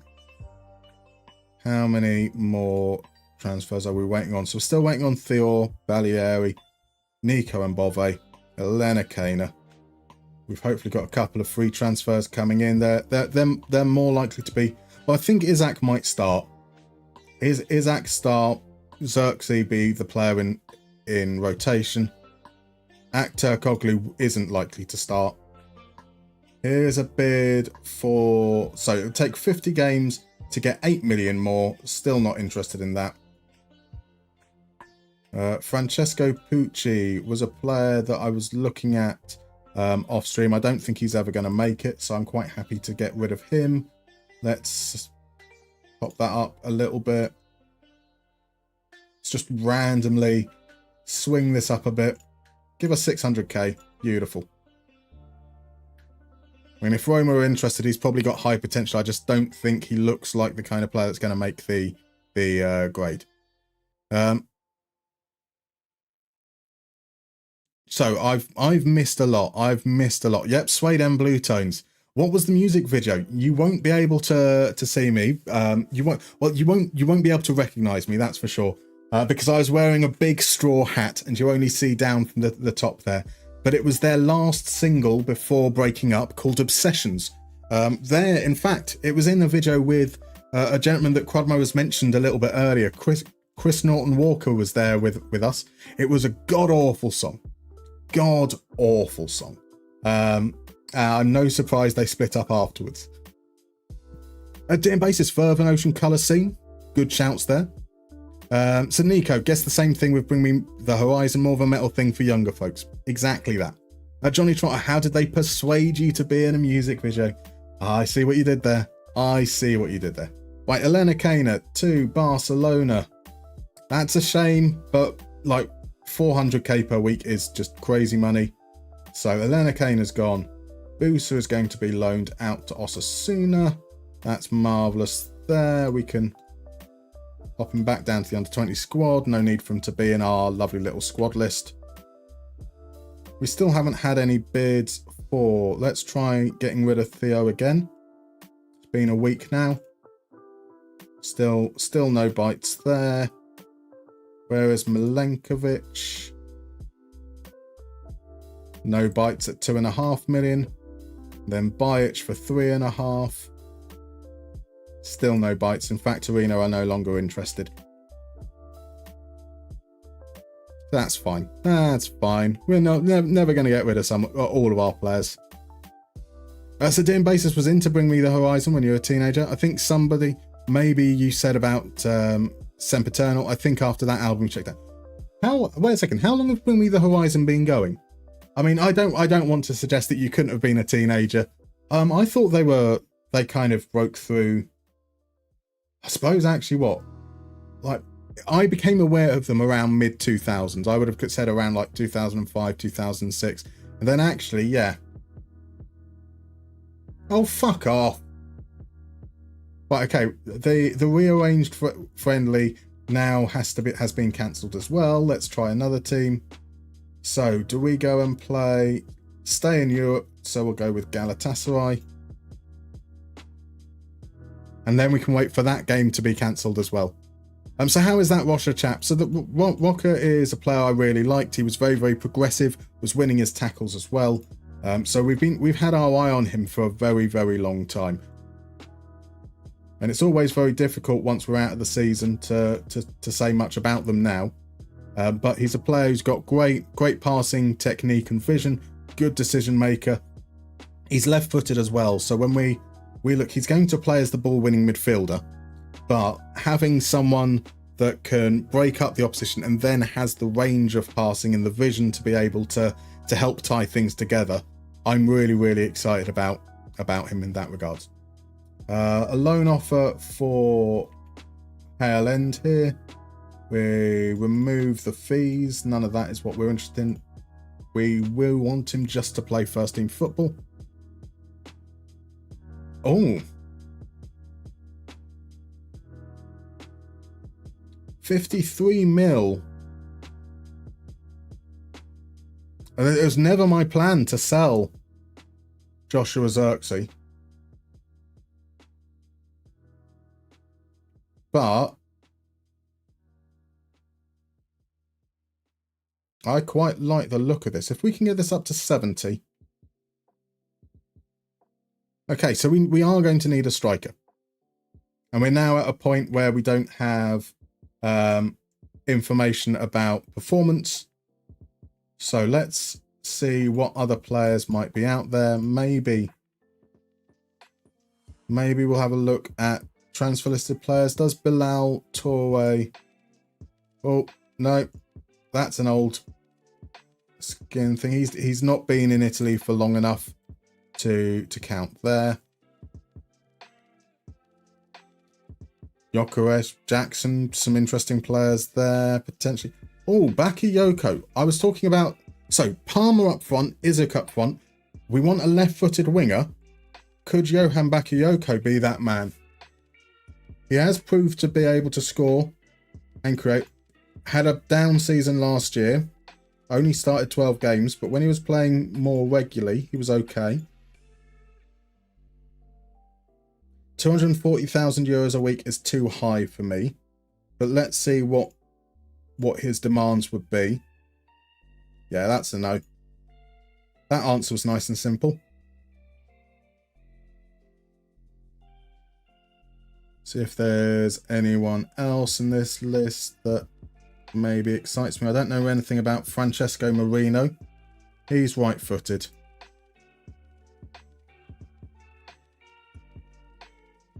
Now, what am I doing? What am I doing, guys?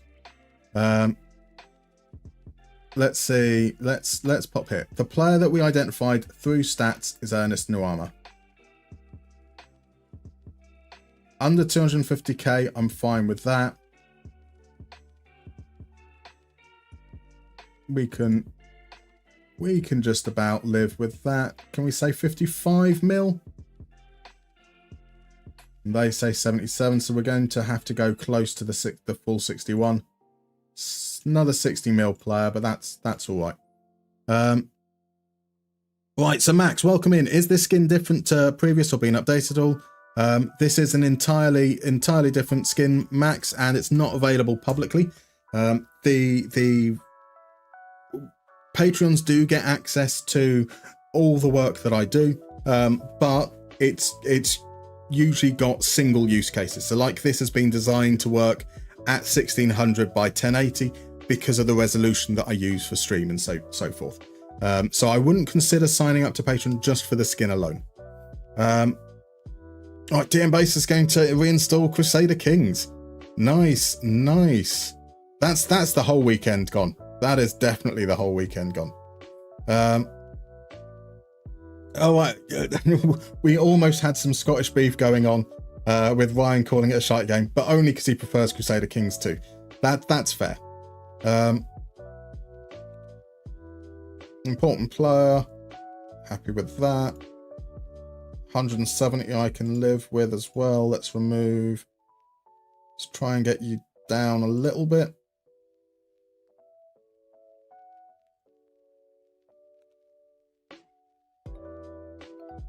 I mean, it's under 200, which is great, actually, so that's fine. Yep, so Nuama, Palmer, that will work nicely. Kerem comes in as an option on off the left. Balieri's going to go to Birmingham. Oh, there's another player we haven't tried to get rid of. That's my mistake. Venturelli was the other player that we bought back or returned from loan. We transfer listed. Can we get anyone to sign him?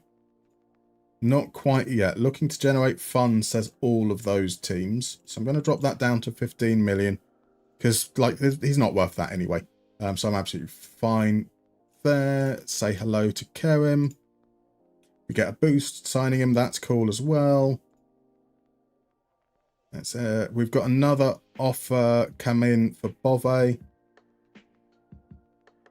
This is what's the point of that? Hey, we'll pay you 47 million euros.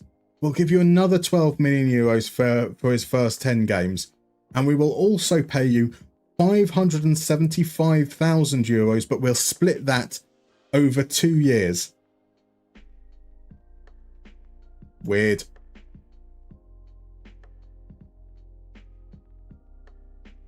And then they've...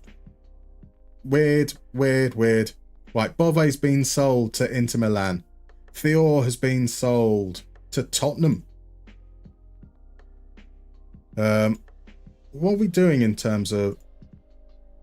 So we've got 100 million from Fatawu and Ruggeri. Another 186, 286. That's going to be another 100, 386 mil raised so far. Isn't too bad. And in comes Isaac. Although we don't get 10% of the fee goes to Schalke for Thior. That's all right. We're still waiting on a response from... Oh. Did we not get a news article about Nico? Did Nico reject? Let's do it from here.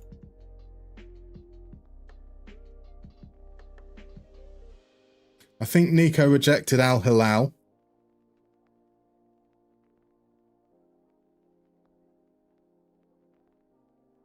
Let's try, drop that down a little, see if we can... That's annoying.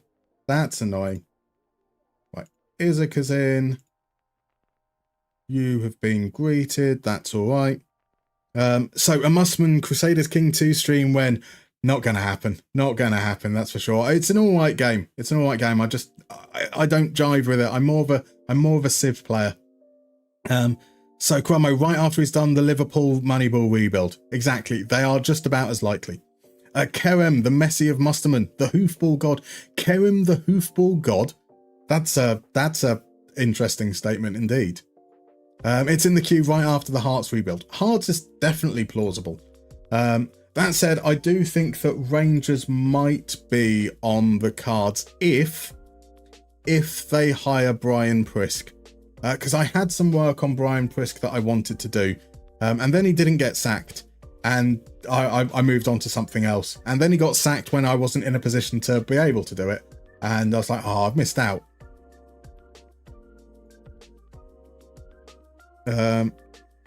So Tad always removes additional fees. Oops, sorry, Caps, no need to apologise. Mr. Moman, you should have let them pay you 575k over 2 years. Don't touch additional fees. How are you selling the entire of Arsenal's youth academy?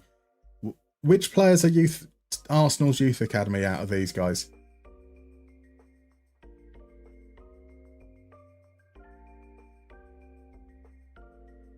I don't follow. I'm sorry, Momo Man.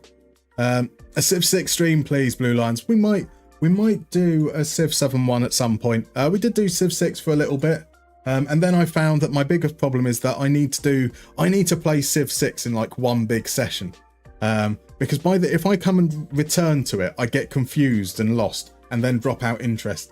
But yeah, I mean I'm a massive Civ fan.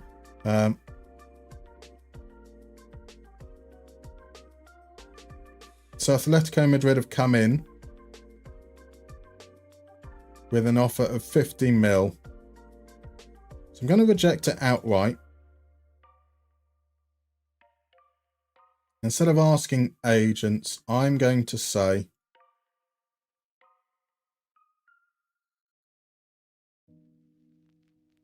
there we go. Let's just offer him out to everyone at 60 mil. See if we can get a load of bids in and work from there, perhaps. So Hearts have just accepted a 10 million investment from Tony Bloom, the Jamestown Analytics bossman at Brighton. That's interesting indeed. Leon Crisis Ballwen. They are one of the teams I wouldn't mind looking at for France as well. I'm also a fan of Nantes as well. The team FC Nantes, not what that sounded like. Oh dear. Hurl End, right? Yes, Apanji renamed a player to Hurl End in the last stream. That is indeed, yeah. So DM Basis, you've never got Civ 7, kept meaning to get around to it. I'm waiting for it to have a couple of patches and to basically come on sale afterwards.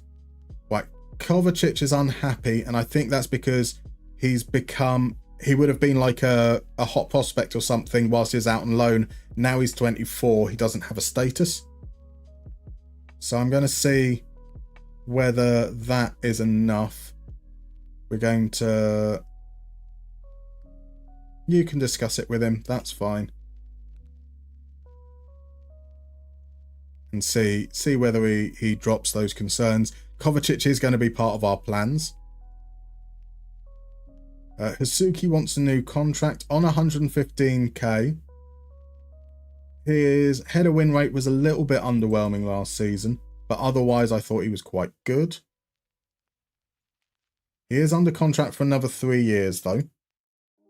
He would want 130k to 165. That's not too bad. I don't like that he wants to be a star player. Cool, let's see. I would say regular starter and then up to important after that. I mean, he does play as a central defender, but I don't like promising roles if I can avoid it. That's too far off. So that's okay there. Yearly wage rise obviously isn't happening. 200k after 5 international caps certainly isn't happening. So at the bottom of your thing was 130. All the way up to 200. We're going to walk away from that. We will discuss and we will say no. And we can have another unhappy player. That's what I'm good at. I'm good at making players unhappy. Welcome in, Marv. How you doing, my dude? How you doing? Lovely to see you. Lovely to see you. Nice, not nice. Not nice indeed. The new games never feel completed. I always wait a bit before buying them. Exactly that. Exactly that.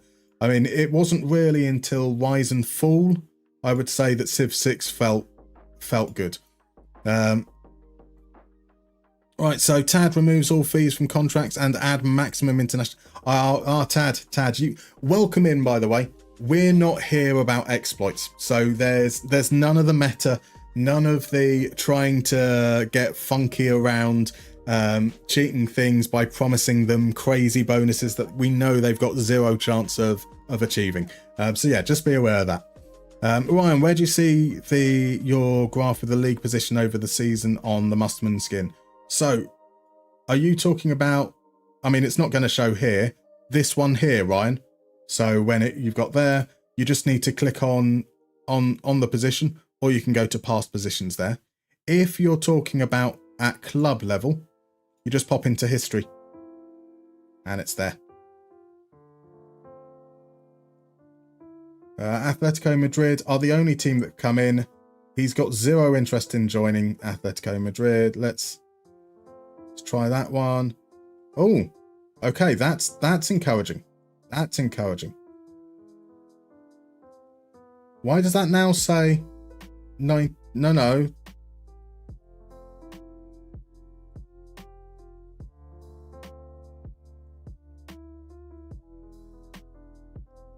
Why is that changed?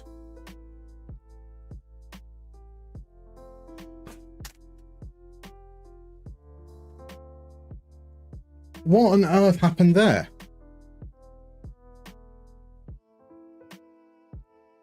What on earth happened there? So we went in, we discussed, we convinced him. When we came out, it moved the fee up to 90,000, but it hadn't like become you could accept it to suggest it. Sometimes maybe good, sometimes maybe shit. Oh, that's frustrating.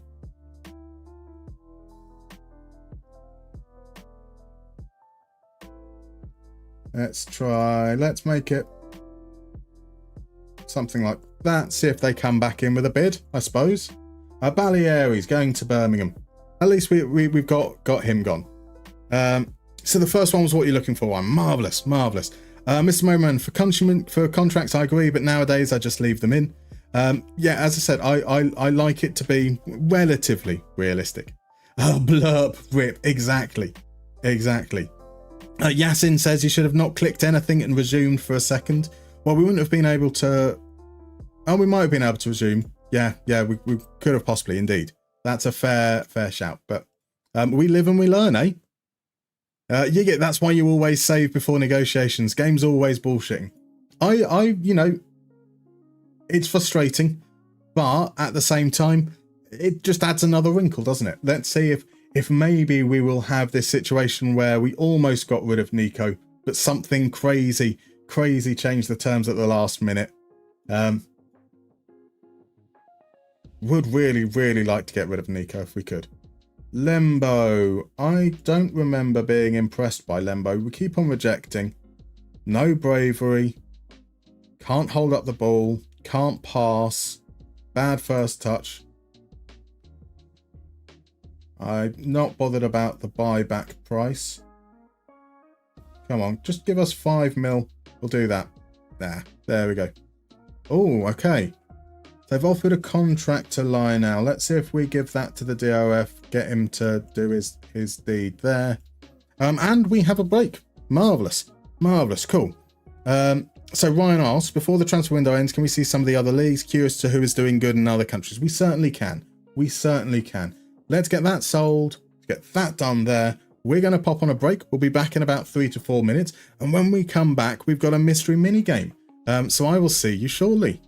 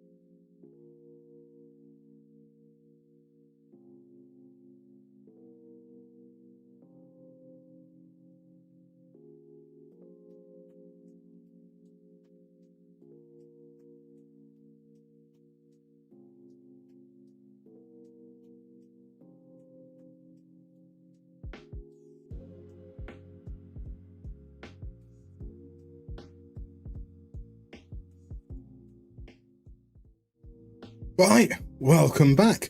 And as DM Basis is correctly called, we're going to play a little bit of bingo. The link should now be appearing in the chat. I will explain the rules in a moment. I do need to go back though and say to Marv, that sounds amazing. So Marv is doing some special chicken wings for the Champions League tomorrow night, which I'm very, very much looking forward to. Also, let's say hello to Sherbs. Welcome in, my dude. How are you, sir? Your timing is sensational. Now, if you guys haven't played bingo before, let me explain how it works. Pop on over to that lovely link in the chat there, and you will get a bingo card with 16 squares on it. Your card will be unique to everyone else's, and that card will contain like nations or clubs or competitions or players. We then all our players, we get the same list of 60 players, one after the other. We need to match them to one of those squares on our card. Sometimes they'll match multiple conditions. Sometimes they'll match none. You get 10 seconds to make your choice. Once you clicked on a square, you can't undo it. You can't select that square again with another player. So be mindful, take your time, and at the end, maximum possible points there. You can get 16 correct or 48 points. I then give out scores for the lovely leaderboard here. So first place gets 5 points, second gets 4, third gets 3, and so on. So if we've got 3 people who are joint in second, they will all get 4 points. And then the next person would actually be in 5th, if that makes sense. Right, so we will give it like about another minute and a half, give people a chance to sign up, and then we'll head in. So Mr. Moman has answered the little question. He wants Inter to win. You love the more defensive and intelligent side to the game as an Arsenal fan. Their ability to respond to conceding and their defensive compactness will win it. Nice. Quadmo, they are special chicken wings indeed. So Sherbs is excited that West Ham look to be signing Rafael Onyedika. I think that's going to be an exciting signing. That said, I mean, I was a little underwhelmed with him in the second games we played against Bruges. It really went a bit missing, but I also was aware that he was on a little bit of a dip in form at the time, but should be an interesting player for sure. Sarah Chall is disappointed. Quadmo is here. Quadmo is the man to beat it. Very, very much said. So Marv says, well, special in the sense that you're trying not to fuck him up. I mean, that's a good type of special. Mr. Momo Man says, if PSG win, Doué, Kvara, and your favourite Barcola, just wow, well deserved. I mean, PSG have been so good in the tournament. The way they played all through the semis, the quarters, the round of 16 as well. They absolutely blew away Liverpool. They were sensational against us until they went 5-1 up, at which point they kind of stopped trying and let us back in a bit. The semi-finals, they were just irrepressible. So Marv, you've got a big pop-up for using swearing from Twitch. That's new. Oh. I mean, well, it looks like Quadmo let it through, so it's all good. Right, let's head on into the game. I'm going to press start, so check on over your browser. You will get the countdown there. Because we all get the same players in the same order, I tend to take the first few slowly, so I don't get ahead and you get like special sight onto who's coming up a little bit later. So I'll use the full 10 seconds before pressing things. Like, for example, here where I play Iniesta right in the last moment. And then our next player up is Stanisic. Does Stanisic match any of those? I think he might. He probably did play with Ribery, to be fair. That should have been one I played there. Arthur Melo. Didn't he end up at Galatasaray on loan for a season? Did Frank, right, just for people to know, if you've got played with, Frank Ribery did not play with Frank Ribery, just to be aware. It's got to be someone separate to him. Right, new Liverpool defender, Jeremy Frimpong. Does he match any of those criteria, though? I'm not sure. And we've got another player with a Leverkusen link in Sami Hyypiä. Sami Hyypiä, did he win the UEFA Cup with... was he in the squad that beat Alaves 5-4 with Delphi Gelly scoring an own goal?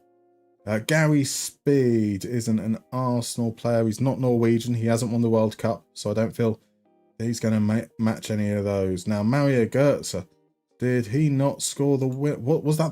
I can never remember World Cups and Euros. Yes, it was against Argentina. He scored the winner against Argentina, so we can play that one. Sadio Mane, I don't think he matches any of those. We'll let that one run. We have Everton legend Tim Howard up next. Famously quite Brazilian or Norwegian. Michi Batshuayi. Okay, I feel like we've got through enough. I can start playing a little quicker. Not majorly quicker, but a little quicker. So Wayne Rooney. Ooh, pardon me. Ooh. Well, that was unpleasant. I do apologise. I'm going to skip on Jolien Lescott. Domagoj Vida. I've got images of him playing in Marseille, but as soon as it comes up, I don't feel confident. Lucio. I assume that is the Lucio that played at Inter, but I'm going to play it safe. Mark Bartra, we're going to play for Espanyol there. Shinji Kagawa. I don't know if he matches any of those, so I'm going to skip there. Andre Schürrle. I don't feel confident on that one either. Another Jordan Everton goalkeeper. Kwan, indeed, Rooney managed by Van Gaal. I thought that he might have been, but I didn't want to risk it. John Stones. I'm going to skip that one as well. Emre Can. Again, do we have crossover there? I'm always on the likelihood to be cautious here. Now, Arda. I'm sure Arda ended up at Atletico Madrid. I can't remember if that was before or after Barcelona. Matches Cunha. We will skip on that one. Felipe Luis. Is that the left back? Is that the left back that spent one season at Chelsea? If either way, I'm skipping past. That makes no difference. Obviously, I'm going to play Arsenal for Kolo Toure. Juninho Paulista. We're going to skip. Even Helguera as well. Podolski. Oh, I'm not feeling confident on Podolski, so we'll let that one go.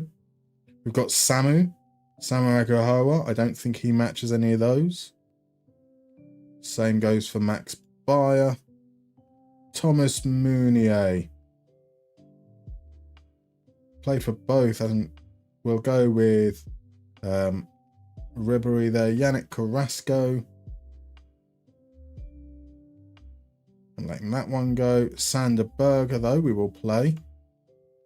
And then we've got Alexander Sorloth. For Stiga, I'm skipping Renato Sanchez. Yeah, I'm skipping that one as well. Gary Cahill, I'm going to let go. Michael Owen, was that the Man United era with Van Gaal as well? I feel like he's left before then, so we'll let that one run. Julio Cesar will play with Inter. João Cancelo has played for like everyone for like 6 months and then fallen out of favour. Rick Karsdorp for Roma. Perisic. We'll skip there. We're skipping to Raimi as well. Alexandro. Another skip. Martin Demichelis. So we'll let that one go. Bakary Sagna. Jonathan Woodgate. Harvey Barnes. Daniele Rugani. Davinson Sanchez. Carlos Bacca. Henrik Mkhitaryan. He was at United for a while, wasn't he? Like 1 season? Mex says, now, I'm awful with managers, so we'll let this. We'll probably end up playing the last one unless we get like a obvious Dutch player. I was going to say, I don't think that that Van Gaal was in charge of teams at the same time, but we're going to play it anyway. There we go. He was. Well, hey, my word, I didn't expect that. And so, apparently Wayne Rooney was never a league top scorer, the useless prick. Bless him. We've got some good ones in there. So DM Basis, your best go, and that was a fabulous go with 14 correct. We have Zeratul and draw, both just one off bingo. A sensational 15 correct from each. And then in joint third, we have DMB, Sterib, and Crodmo. And that means, unfortunately, Lord Lowry just misses out on the points alongside G&G and Sonric. But some sensational work there. Sensational work. Crodmo, shite, utter shite. Never eat a burger with one hand and play bingo with the other. So don't tell any Porto fans that you thought the Postiga played for Benfica. Van Gaal and Demichelis, that would have been quite a fair shout. So Yassin accidentally made Rooney Belgium. All done that before. And Kwan does confirm that Mkhitaryan was at United. I thought he was, but I'm as soon as it comes up, like all that knowledge that you've got, right? You have that knowledge, and then it just all falls away. Maestro, you came third, but you're late. You did indeed come third there.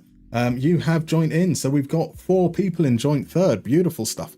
Zerachal did a round in under 8 minutes. Well done. Lowry peaked early with a 4 hours guess. I mean, Lord, the way I would look at it, Lord, is I'd be like, I got 4 nows, and then I put my feet up for the rest of the evening. Like, I've done my bit. I can feel grand and happy at that. So Yigit got the most difficult one. I got the easiest one according to Yit. It's always the way, isn't it? It's always the way that everyone else gets the easy one, we get the hard one. Right, so Nuama is in. We will crack on, see if we can get some more players our way. Beautiful. Send them on language course. Say hello to him. That will be cool. We still haven't managed to get anyone to bite on Bajic. So we will drop this down to 2.5. And we will allow him to go out on loan. Same goes for Milenkovic. We'll drop that down to 1 million. Did we? No, we couldn't get anyone to bid from, but we will try now. Let's see if we can get 15 mil for Venturelli. And given his age, so we've dropped him underneath the asking price. Let's try that there. Still no great interest in Hernandez. Right, I think we're going to take Hernandez off there. We've got a promise to sell him for 11.75, but that's not a promise to make sure that he goes, so that's fine. 40% for Milenkovic. Non-negotiable. No other clubs interested. We will let that go. At least that's some money off the wage bill there. They're happy with the Nuama signing. That's cool. And Ryan, we said we'll have a look around the leagues. We can, and well, it makes sense to do it at the end of the transfer window, as you said. Once we can see like the makeup of the squads. So I doubt that's going to happen tonight because we've obviously got pre-season to get through, and there's like another 2 months before the transfer window is closed. But yeah, we will do that. And Milenkovic will go out on loan. That's cool. So Sherbs, you missed it doing coursework all day. Absolutely insufferable unit. A stupid art degree. What did you expect? Pardon me. Kwan, look at us now using language courses after not sending players when we first started the save. Of the bottle, I think I'm a special one.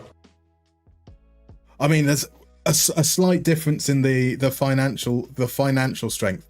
I mean, also, so Liverpool have made a bid for Ruben. This is the ball-winning attacking midfielder. Like, as a long-term prospect, sure. There we go. 10 million seems reasonable. I want to reject the offers for our youngsters. I think he's okay. Loan bid in 190. I'm happy with that. Pretends I want him as a first choice goalkeeper. More bids. Okay, so we've got bids. There we go. Right, he said he was happy to join Atletico. We're not going to He's already down as surplus requirements. He's already down in the under 20s. Oh, please let him go. Please leave this time. But he's more interested in going to the UK. That's understandable. We will send him on a language course. That bit comes off. That bit comes off. But we say 40k. You cheeky bastard. I expect he will go to one of the other sides. Let's be fair. Oh, Winky's in. Welcome in, Winky. How you doing, my dude? How are you doing? Lovely to see you. Let's give. So Sherbs is doing UX design at University of the Arts in London. Awesome. That is very modern indeed, Quadmo. It is indeed. So Mr. Momo Man says, sometimes you consider not sending players on language courses so they don't have to listen to my stupid assistant say I prefer them over Erling Haaland. That's as good a reason as any, that's for sure. That is for sure.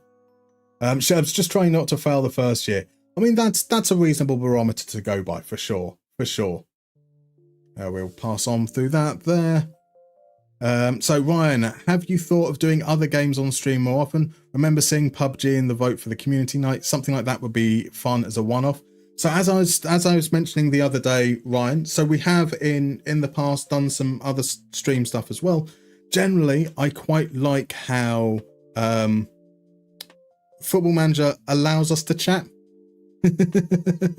It's a slow-paced game that fits into what I know and what I enjoy playing. But also, even though I'm really, really bad at keeping up with chat, it allows me to have those conversations. Whereas games that require you to be reacting and focusing a lot on what's going on all the time kind of robs me of that a little bit. Oh wow, that's a shit offer from Atlanta. We will go back on, we'll go to the terms that we offered him out on.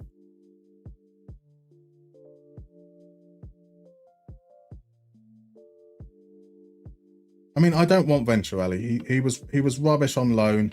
He doesn't really fit what I look for in a player. So that's, you know, not necessarily a major thing, but let's say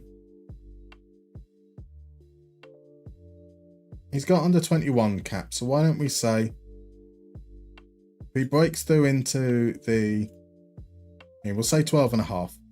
You'll say 5.75. Right, there we go. Offer us 7 mil and 50% profit. I'm fine with that. Hopefully that will be a reasonable compromise there. So Quez, you want to see my attribute for reflexes? It's -4. So Winky, it's just transfer window time right now. We are selling off so much of the squad. Just want to get rid of Nico now, and I think we're almost there. But we've finally got to pre-season, and we are going to play these games. So Caprile's away at the moment. We've got Fusari as my probable backup there. So the first team would look something like Hasuki, Siklic, Menya. Bafundi's injured, so we will ignore him for the time being. That's Venturelli.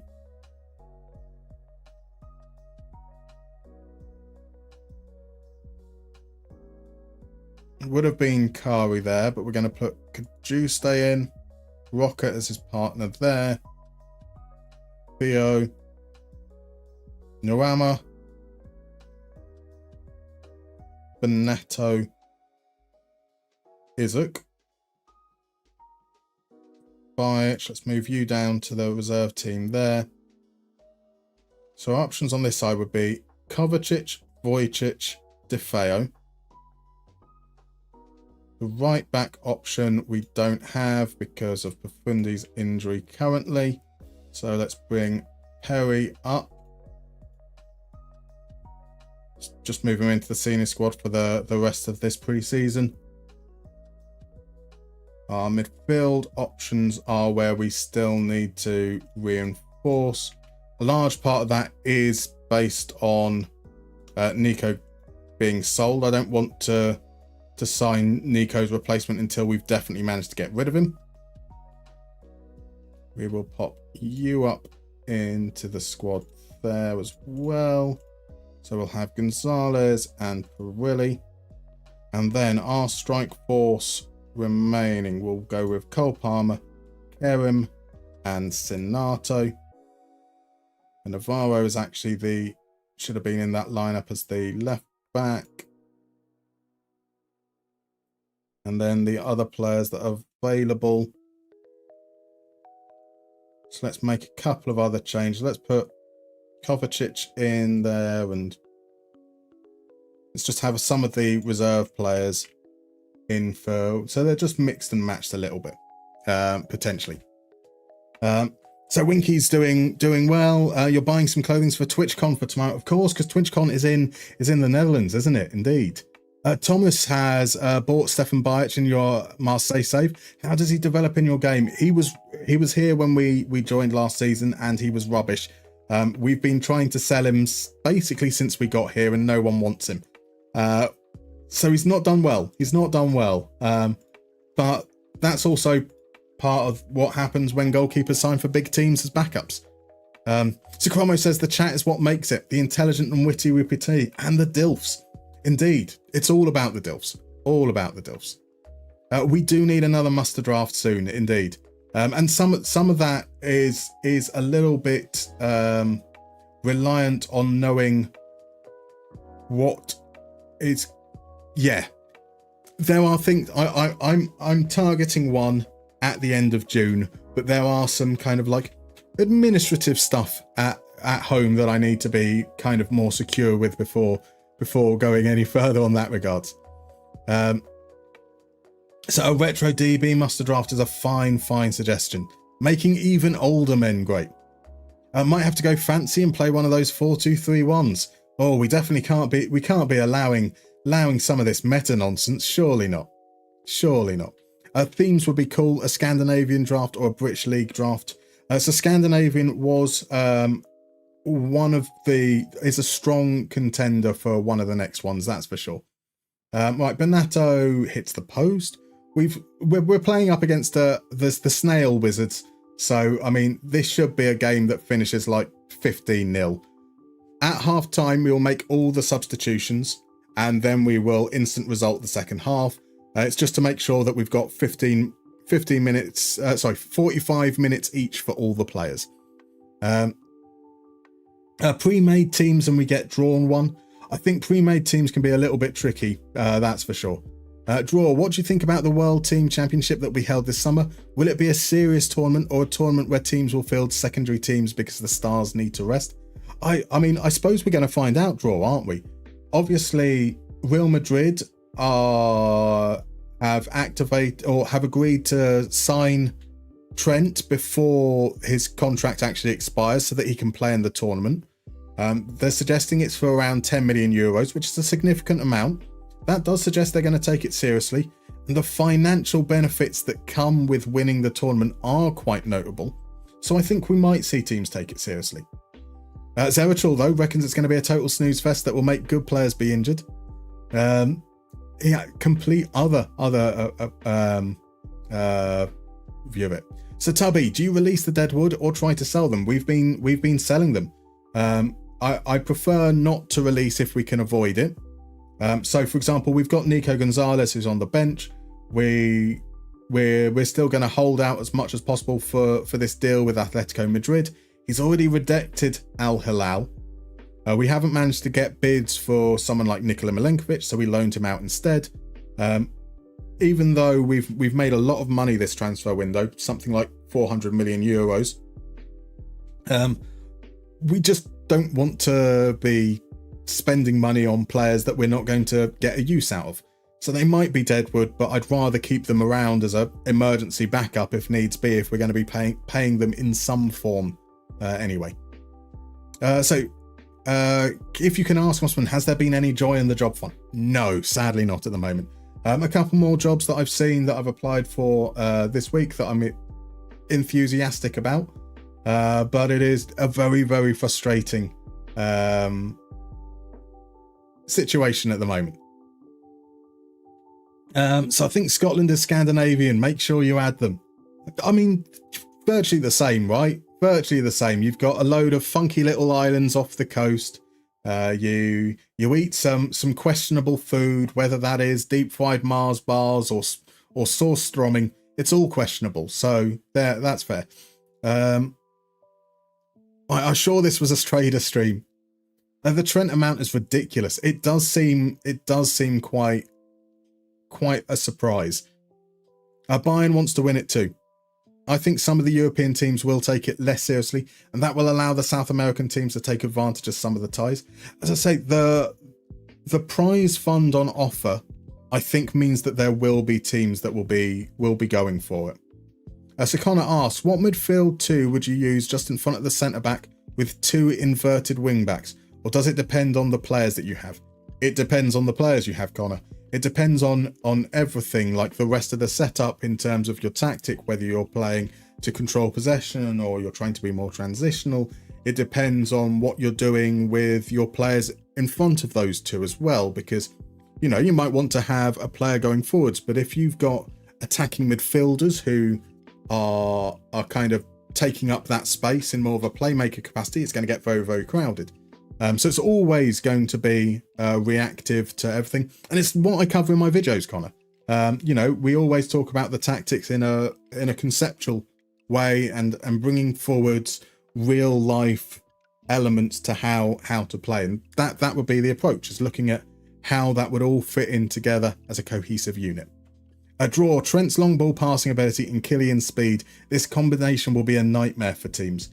I mean, it may not. I mean, obviously, it took Mbappe a little while to adjust to being at Real Madrid, and it's going to be interesting to see how Xabi has them set up. It'd be great to see them get in behind, but there's also the risk of teams just defending deep and denying that space potentially. Sorry to hear that. No worries at all. No worries. It's just one of those things, isn't it? And thank you, Medical Car, as well. So Sherbs, what do I do outside of FM content? So I have for the last 10 years or so, well, not all of the 10 years, but been working as a business analyst, mainly in an e-commerce setting. Here's the problem, right? I'm going to be very, very honest about my opinion about the job, and the job is unnecessary. It's middleman. It's, you know, my job is essentially to talk to stakeholders and ask them what they want, and then tell developers what they said. Now, it does have value. It does allow stakeholders to get on with their job whilst there is someone then taking care of it. But it is proper middleman stuff. So I imagine that contempt for it probably comes through in my applications. Might be why I'm still unemployed. Right. So Javits loves the skin, been doing a Moneyball save with Almeria, trying to replicate Gasparini's tactics from the 2019-20 season when Papu Gomez was there. Wide diamond rotations and a floating 10. Been great fun. Sounds awesome. How are you getting on? Who are your key players for Almeria? OnlyFans is an option. I mean, I know that there is a market for everything out there, but I'm imagining the market is relatively small. Ryan says that the hate that Liverpool fans have been giving Trent is ridiculous. I can only agree with that. Crummo, you're not already a subscriber. I mean, Musterbeard porn. And this is why he shouldn't be allowed to be a moderator, you see? What a horrible, horrible suggestion that would be. Liverpool have signed Frimpong. Yeah, we were discussing that earlier. I think it's going to be interesting. And as was mentioned in chat, another right back that can't defend. So Kvez, as a Liverpool fan yourself, you find it disgraceful. I'm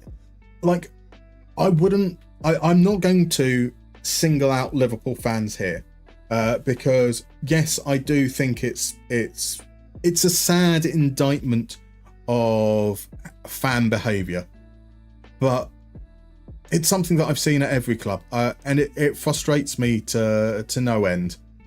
That, like, the comments will be, why? Oh, he left on a free. Why didn't we get a transfer fee? And then if you get a transfer fee, it's like, why did he leave us? He should have stayed us. We're the best team in the world. And if he stays, he then gets to a point where he's no longer good enough. And it's like, why is he still here? He should have gone ages ago. Why didn't he leave when we could have sold him at maximum value? It's just a lose-lose situation for all. And just sit back, relax, appreciate the player for what he offered. Wish him all the best going forwards.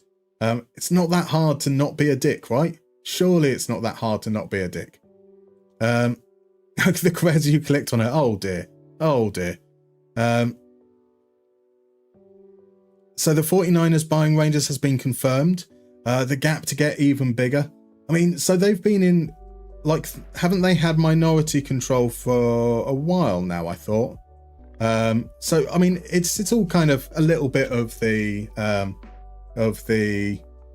multi-club ownership and the multi-sport ownership. I don't know how much you're going to see and how much you're not going to see. It's a big transfer window for Everton coming up. We've got they're now under the control of the Friedkin group, and we'll see what that's going to mean. We've got it with Southampton. They've got all these investors in. And they're now part of a wider group as well. That hasn't necessarily resulted in anything good. Now, I would say that the required spending in Scotland is lower to really establish yourselves at the top. But sustainability is always going to be a question mark there. So we'll see. We'll see how it goes. It would be nice for Celtic to not win the league for a little while, if possible. Granted, I would like to see non-old firm teams doing it, but just at least something to break it up. Oh, Crudmo, bless you. Indeed. Thank you very much. So DM Basis, it's all new, is it? So where were I thought the 49ers group they've got another football club then as well, don't they? Or is it, has this been percolating for a while? Like, I feel like this story's been running for the Leeds. Yes, they're at Leeds, who are also now partly owned by the Red Bull group as well. It's all this, like, Leeds are going to be everything. They're going to join the Southampton group. They're going to join the Man City group as well, and the Red Bull group, and the San Francisco group. Might as well get a little bit of Liverpool in there too. Crazy stuff. So do you think there will come a day when Rangers and Celtic join the Premier League? So I think it would be good. I think it would be really interesting to have them in the English League setup. However, I also very strongly support Scottish independence, at which point I very, very strongly doubt there would ever be a route for them to then join in the English leagues.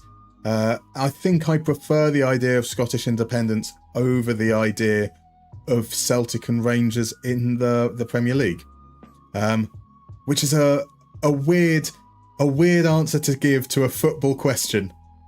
Hey, here's a question about football. Scottish independence. Yeah, we're doing fine. We can get all these changes and then instant result the second half.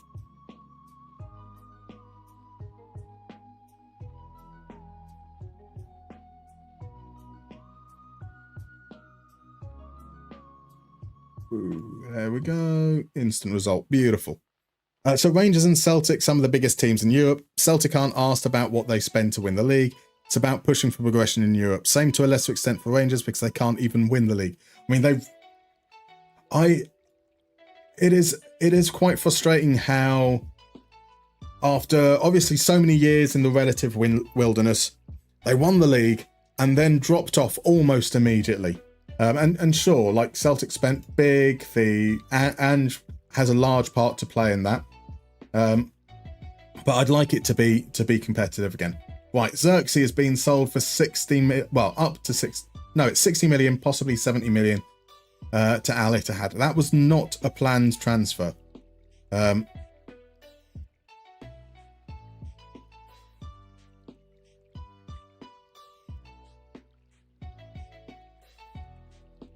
So Sonato, we've got Isaac, we've got Palmer.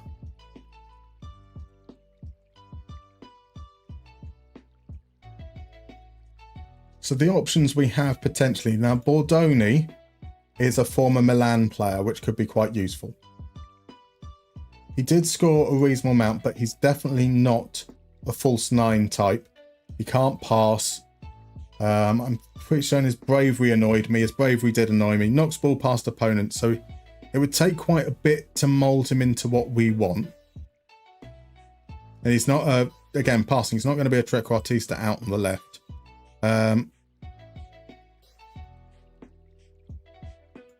Mosconi is the guy that scored quite a bit down in Serie B last season, so we could have him playing as an inside forward, which frees up Palmer to be that false nine more often. I'm not against that idea.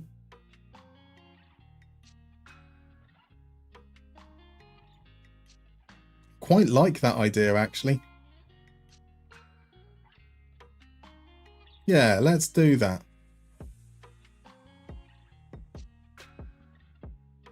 Value has gone up a little bit, 11 to 13.5. Let's see how we feel about that. Do it at the middle point, 12.25. Cool. I think we might then have one striker too many, but I'd rather have too many than too few. So they better not. DM Base doesn't want that. They can join the Vanarama National League. I mean, I don't think there's anything wrong with having to start maybe a little bit lower. I would hope that they would be able to climb up the leagues very quickly.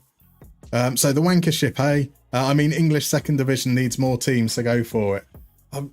Okay. So not getting you, why do you have an opinion on Scottish independence? Is it from an English perspective or literally just you think it'd be better for Scotland? I think it would be better for Scotland. I think that I'm in that weird position whereby I don't like small government in the way of, say, right-leaning politics tends to want hands off by small government. I like small government in terms of geography. I think it's much easier to govern a smaller population than a larger one, because then you can see it all the time. With the way that voting patterns happen in Scotland, usually split between the SNP or Labour, whereas in England, that Labour vote isn't as significant.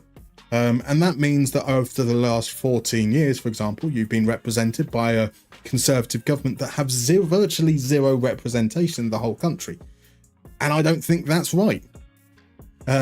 So ultimately, it comes down to the fact that I think that Scottish interests are better served by having a government that focuses entirely on theirs. And yep, there's devolution, but not anywhere near to the extent that is actually fair and reasonable. John 14, by the way, welcome into the political discourse. There's a link to the skin. This version on stream, I'm afraid, isn't available publicly, but it is available to patrons, or something very, very close to it is available for Patreons. So Dan Base, also out of curiosity, I'm assuming you're pro-independence from your politics. Granted, you're a Rangers fan, so it could be a mega staunch bassist. So Mosconi, RJ's a fan of Mosconi. Beautiful.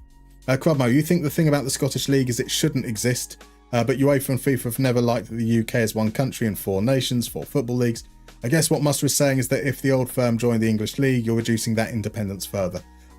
I mean, it is completely a political bias. I want Scottish people to have proper representation. So Crubmo is a fan of all the British leagues, for the record. I mean, I can't get you to shut up about the Welsh leagues. Always talking about the Welsh leagues. Right, Kovacic wants more playing. I'll discuss it with you. Prove it. I mean, I'm not going to make him happy, but I'm happy to have the conversation. So Dean Bassist, absolutely a pro independence, even as an Englishman. Cronmo, especially as an Englishman, you've got to be a fan of all leagues, right? Because the English league system is really, really boring at times. Right, Hell End is going to get some first team football at Como, which is marvellous. Dean Bassist has picked up some Muster merch. What a legend. What a legend you are, sir. So how do the FA fix the quality gap between the Premier League and the Championship? So there's been 2 seasons in a row where all 3 promoted teams were relegated. However, that hadn't happened for like 25 years before that. So yes, there is a quality gap issue. I hope that some of the changes that are discussed in terms of the rules around finances will open that up a little bit more.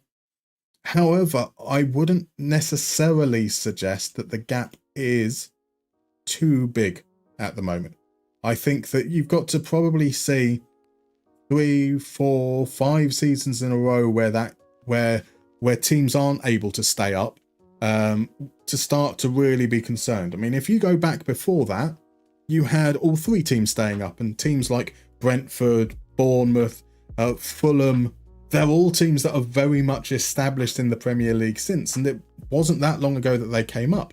Obviously, Villa had financial backing, Nottingham Forest have had financial backing that has helped it, and there's been an element of speculate to accumulate, spending arguably far too much money to stay up. But I wouldn't necessarily suggest that the gulf is as big as it seems. Or as Crodmo says, we just wait for the crash. Welcome in, Score One More. How are you doing, sir? And Gary Miller, how are you? How have your weeks been? Are you ready for the weekend? Now, if you guys aren't following Gary, you most definitely should be. An absolutely fabulous gentleman. Always entertaining. Go give him some support and love if you can. So Steve, welcome in. You're hoping for Scottish independence just for curiosity to see what would happen to your city. In the 12th century, it was given to Scotland and never formally returned. Is that Berwick then? It is Berwick. That was the was it? See, now I'm questioning myself. I assume it's Berwick. That is the situation where they're just across the border, but technically actually in England. But there's lots of wonderful weirdness like that. It's not Jersey, it might be Guernsey, or is it Guernsey, or one of the Channel Islands is technically still at war with Germany, because they weren't a part of the UK at the time of the war ending, so they weren't technically included in the peace treaty, which is just stupid, but also one of those weird oddities that comes about. So Crodmo is suggesting that I want the Scots to fuck up. Not at all. Now,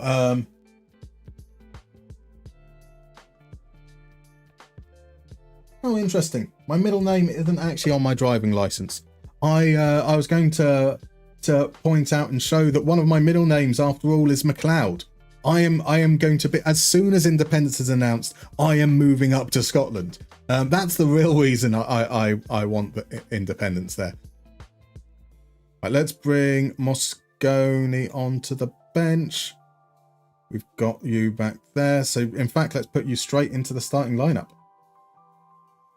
We can do that, and we'll just run with that same team, and we'll get through at least another friendly, this time against Medina. So no, it's Doncaster. Fair enough. So Berwick is, or at least was, at war with Russia for almost 115 years. That's exactly that. And Isle of Scilly, quite possibly. That sounds right. So Dean Basis, you went for the Data Revolution t-shirt. What a fabulous choice. Did consider Feed the Crodmo. I mean, it's probably good that you didn't go for Feed the Crodmo. We have to be careful when feeding his ego. He's become a mod once again today, so it might be too much excitement. If we do that, let's go to key highlights. So Gary, you're good. Relaxed weekend, chilling. How's the save? It's good, Gary. It's our first proper transfer window. We've managed to sell off like 400 million euros worth of players. Hopefully we're going to start having a team that looks a little bit like what I want, which is going to be exciting. Even if, the team's probably going to be technically worse than what we had last season, but hopefully more suited to what we're trying to do. Quez, a team with back-to-back promotions to the Prem is also a bit of an outlier. Exactly. And we've had that with Sunderland. We had that with, did we have that with Luton? Was that back-to-back promotions? There are some very, very weird things that have happened. And I mean, like with Sunderland, we can see that an element of that is going to be the financial disparity again, is they had decent backers. Being backed by the Louis Dreyfus family is quite a thing, as we almost go 1-0 down to Medina. Oh dear. So Crunmo, yes, there was a peace treaty in the 60s. Exactly. It's crazy stuff. Aaritalo, you see muster bars coming to the shop soon. What would muster bars be? What could a muster bar be? As Christian Listers gives Medina the lead. We've been really, really shit, by the way. But it is a friendly, and I'm not that worried about the results. I am worried about the performance. Perry's not going to be part of the squad. Fusari isn't going to be a starter either. So I suppose, I mean, the throw-in that was thrown straight to the opposition, the goalkeeper who dived out the way aren't going to be playing a significant amount. So that's not too much to worry about. But we have been shit. So if you've already entered politics, do you think we should be a little concerned about the tension between India and Pakistan because they are two nuclear armed countries? I don't think that's necessarily a wild take at all, Draw. I would say that it is always going to be a certain element of concern when it comes to any conflict between nuclear nations. However, I think that the element of mutually assured destruction, I don't think that I think it's going to take something quite outstanding for nuclear capabilities to be used, and I don't think that's something that's going to be on the horizon. The tensions between India and Pakistan have been better in recent years, but they've been simmering for a very, very, very long time. The Kashmiri issue isn't going to go away anytime soon. I imagine that we do need to be concerned in terms of it's going to have the area very, very unstable. The conflict is always going to be a bad thing. But I wouldn't necessarily be worried that in terms of the nuclear element. So Ryan says it's not about economics or governance for so many people. It's a sense of national identity, which doesn't change. It's the same with Brexit. I think that's where the Remain side went so wrong in their campaign. So much of it was focused on economics rather than people's worries about national sovereignty. Not giving an opinion on Brexit, there were polls that showed that economics was the main reason Leavers voted for Brexit, was in single percentages. I mean, I wouldn't necessarily disagree with that. I do feel that the messaging on Brexit was very, very poor. That said, I mean, I'm always going to be very critical of anything where a large part of the arguments surrounding Brexit were coached in outright lies, which is always a little bit of a concern. But that's not on the people that voted Leave. That's on the people that were quite happy to put their lies out there for the sake of winning an argument. Right, Ryan needs some halloumi fries, but back home, halloumi fries is a good shout. So how about Wrexham back to back? It's a possibility. It's a possibility. We could go for some deep fried baklava. Oh, that's a suggestion. Deep fried moussaka or souvlaki. I'm liking the idea of baklava based. That would be amazing. Saganaki is wonderful. I love Saganaki. Quez wants us to nuke the whales. I'm assuming that's you advocating for the nuking of Wales. And we've got to nuke something. No, we Norwegians need whales to slaughter with spears. I mean, this is definitely one of the less anticipated conversations I've meant to instant result here as we get Cole Palmer scoring. One of the more unexpected conversation routes for a stream so far. Apparently, Palmer's goal doesn't count. That's fine. That's a little embarrassing. Have we got... What's the latest on Nico? That's still running. Once Nico goes, we can also look to improve our midfield options, hopefully. Kashmir's a fine song, but it's a terrible karaoke choice, indeed. Brexit was going to get rid of all the Poles, eh? Indeed. As I say, I'm not willing to characterise people that voted as Leave as voting for Leave because of the rhetoric around things that can only be described politely as being racist. There are many grievances out there, but some of the lies that were very strongly peddled related to immigration, and it's very disappointing that it works. So Steve, in terms of nukes being used, I don't think either said would use them, because surely outside countries that have no part in the conflict has the capacity to wipe them both out if they do. I mean, Steve, this is the mutually assured destruction, isn't it? I mean, once you involve nukes, you are basically saying that's the end of this country. We're going to take you down with us. And that's I think that the consequences of using it would only see it be used by true madmen. So Yigit says deep fried baklavla hurts me in my stomach. I think it'd be great. It'd be great. All the phyllo pastry naturally has its crispiness, obviously, which counts for something. But yeah, that greasiness.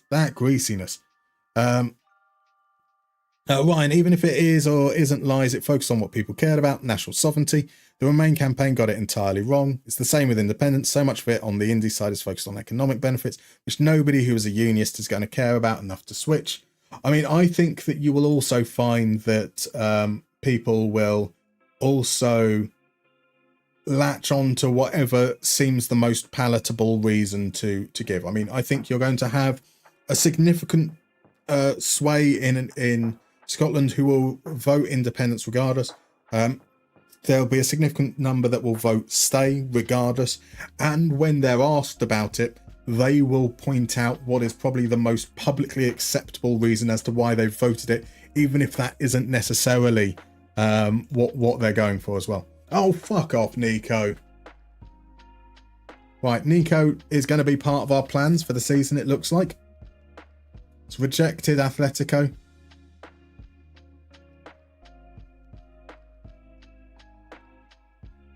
Keep in mind it was Nico who asked to leave initially. We'll drop that down to 50 mil. And also,